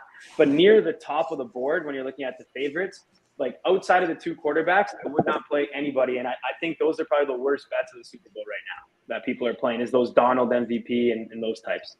What do you think, Jason? Donald's the worst bet I've seen. I mean, in years. Who I don't even know. 11 to 1, 15 to 1 on a defensive player is insanity. And yeah, I agree with you. The quarterbacks are always gonna be the guys to bet on, and it's so hard. You have to do something, spectacular to unseat a quarterback. Even last year, I thought Devin White deserved it, and Tom Brady took it. Not a surprise, but I'm always just gonna find a handful of defensive players and play them at huge odds. One year it's gonna hit, but I totally agree with you. The quarterbacks are the way to go, and a Chase, a Cup, all those guys. If you think they're gonna win MVP, if you think any other skill position player is gonna win an MVP, then there are props that correlate with that you can still win on, and not necessarily be tied to the single MVP outcome. Yeah, and Johnny, I wanted to chime in. I agreed with about 95% of what you said. I think the only thing is the Cup narrative, which you touched on. I think if the Bengals win, I mean, Burrow's almost a shoo-in, unless Chase had like one of the most outstanding performances, just because of the hype that Burrow's built into this game. But I could see a scenario where Cup won it, but I mean, I kind of agree with you. I think it's still quarterback. The one guy that I'm curious about your thoughts, hasn't been mentioned, is Von Miller. And the reason why is because if the Bengals do get behind and they're in those passing situations, and obviously Von has won a Super Bowl MVP before and had a great performance in Super Bowl 50. But I think that number is 25-1. So, I mean, it would probably have to be 40-50-1 for me to actually pursue that. Yeah, I mean, so Von Miller is one where I think it's not great value at the current rate. The reality is there's some players who I just think cannot win the MVP in any scenario, do not have a range of outcomes in which they win the MVP. There is certain guys on the defense like Von Miller, obviously, that can win it if he piles in sacks. But even this is one thing where I actually think, and I hate when people give out narratives and say in the last 20 years, because it's a different game. But this is one market where I think you can actually look at and I wouldn't go back 20 years, is ridiculous. But look even at the 10, last, right? Yeah. Yeah. Just look at the last couple of years I'm not even trying to say one game MVP, not just Super Bowl MVP, regular season MVP and regular and Super Bowl MVP. A quarterback wins the award because that's the known guy. So yeah, Von Miller could win it. I think if you do end up going back 10 years, you'll see Von Miller did win it. You obviously had Julian Edelman win it in a game where there was only one touchdown scored in the entire game. The other thing was when Brady came back versus Atlanta in that Super Bowl about 5 years ago or 4 or 5 years ago, his stat line, he had 400 yards, which is an awesome game, 400 yards and 2 touchdowns. That same game, James White was basically the star, got the ceiling, got a 2-point conversion down the stretch, 3 touchdowns. I think it was 140 total yards or something like that for a running back, as well as the 3 touchdowns and obviously the game-winning touchdown. I had Brady MVP, wasn't even worried a sniff that he wasn't going to win that MVP, despite obviously White going off for 140, a 2 PC, and 3 touchdowns. So I think in certain scenarios, if the game's really low scoring, then you look to the defensive players. But if the game, I don't like Akers, even Cup, because I'm looking at the range of outcomes. What would Cup need to do to win the MVP is probably have a game that's 150 and 2 touchdowns. Or something along the lines of 150 and 1 touchdown in a lower scoring game. In that game scenario, where he does put that up, which is obviously unlikely, the Rams would still need to win, and Stafford would still have to have a game that was not anything special. So Cup's got a shot for sure, but I wouldn't be betting him at plus 650, 6 or 7 is bananas. For Cup, I would have to if it was plus 1,200, I think I would shoot it. But yeah, I agree. Yeah, not at 600. Just because you have to deal with Stafford having obviously getting him the ball, having a good game, but not good enough, right? So it's kind of one of those tough positions. I would use one of those same game parlays and do a Rams win over receptions, over receiving yards, over two score, over 2 or more touchdowns, etc. Because he's going to have something like all those benchmarks to take it from Stafford. So let me ask you all 3 a question. What would Evan McPherson have to have for a stat line? And how long would the game-winning field goal have to be for him to win MVP? Because I've heard that that's a big liability at some books, but obviously I think there's almost a 0% chance.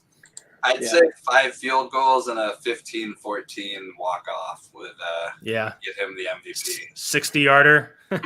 I mean, it wouldn't regardless distance wouldn't matter if he scored all 15 points in a 15-14 win. He'd win it. But outside of something like that, I can't see unless there's some sort of secret play that we're not aware of and he's going to score a touchdown. That could be it. I don't know. I think Jason's probably on par there. It would have to be a very low scoring game. Like if you just give Joe Burrow even like 2 touchdowns, then call it. He'll get it in a low scoring game. So I don't know. A lot of people also argue with this, like, oh well, what about an injury? Like obviously the QB could get injured and the backup could come in, and that's the argument against kind of taking the QB anytime. But I just feel like if Burrow were to go down first half, let's say, it's obviously Rams take a significant lead in the odds, at least for the money line, and then same vice versa with Stafford going down. So I'd go QB, or if I were to have to pick something that wasn't a QB for MVP, I would be looking only in like Jason's range. Like I'd be going 300 to 1 or more, like 250 to 1 or more. I would avoid everything in the middle. So every receiver, every running back, and every defensive player that's near like every Von Miller / Aaron Donald type guy. And this is not just for this year. I think this is what I have been doing in the past, but also for, next year and the year after as well. I just, until something changes with this vote and I see that consistently, then I don't think it's worth it to bet. Aaron Rodgers next year for the Broncos. I wish there was a market for that. I'd log it in. I got to run, guys. Had a great time. Thanks for doing it, Jack. Thank you, Jason. Yeah, man, Jason. Good luck, everybody, tomorrow. I think we're going to wrap it up there. I want to thank all my guests tonight. I want to thank Johnny and Ben for hanging in here towards the end. But we had a great 3 hours and 20 minutes or so here of nonstop guests coming in. They gave plenty of plays. I put it up there on the screen while we were talking. These are all the plays that were given out over the course of the night. And hopefully people got in on that Anthony Davis play because, he finished with 16 points. So that's pretty cool. But for everyone that's been watching, thank you so much. The chat room's been active all night. You guys had a lot of fun talking with each other. And I got my Lakers game playing in the background there. And I just want to thank you all for tuning in and enjoy the Super Bowl tomorrow. And have a good night. Good night. Thanks, Jack.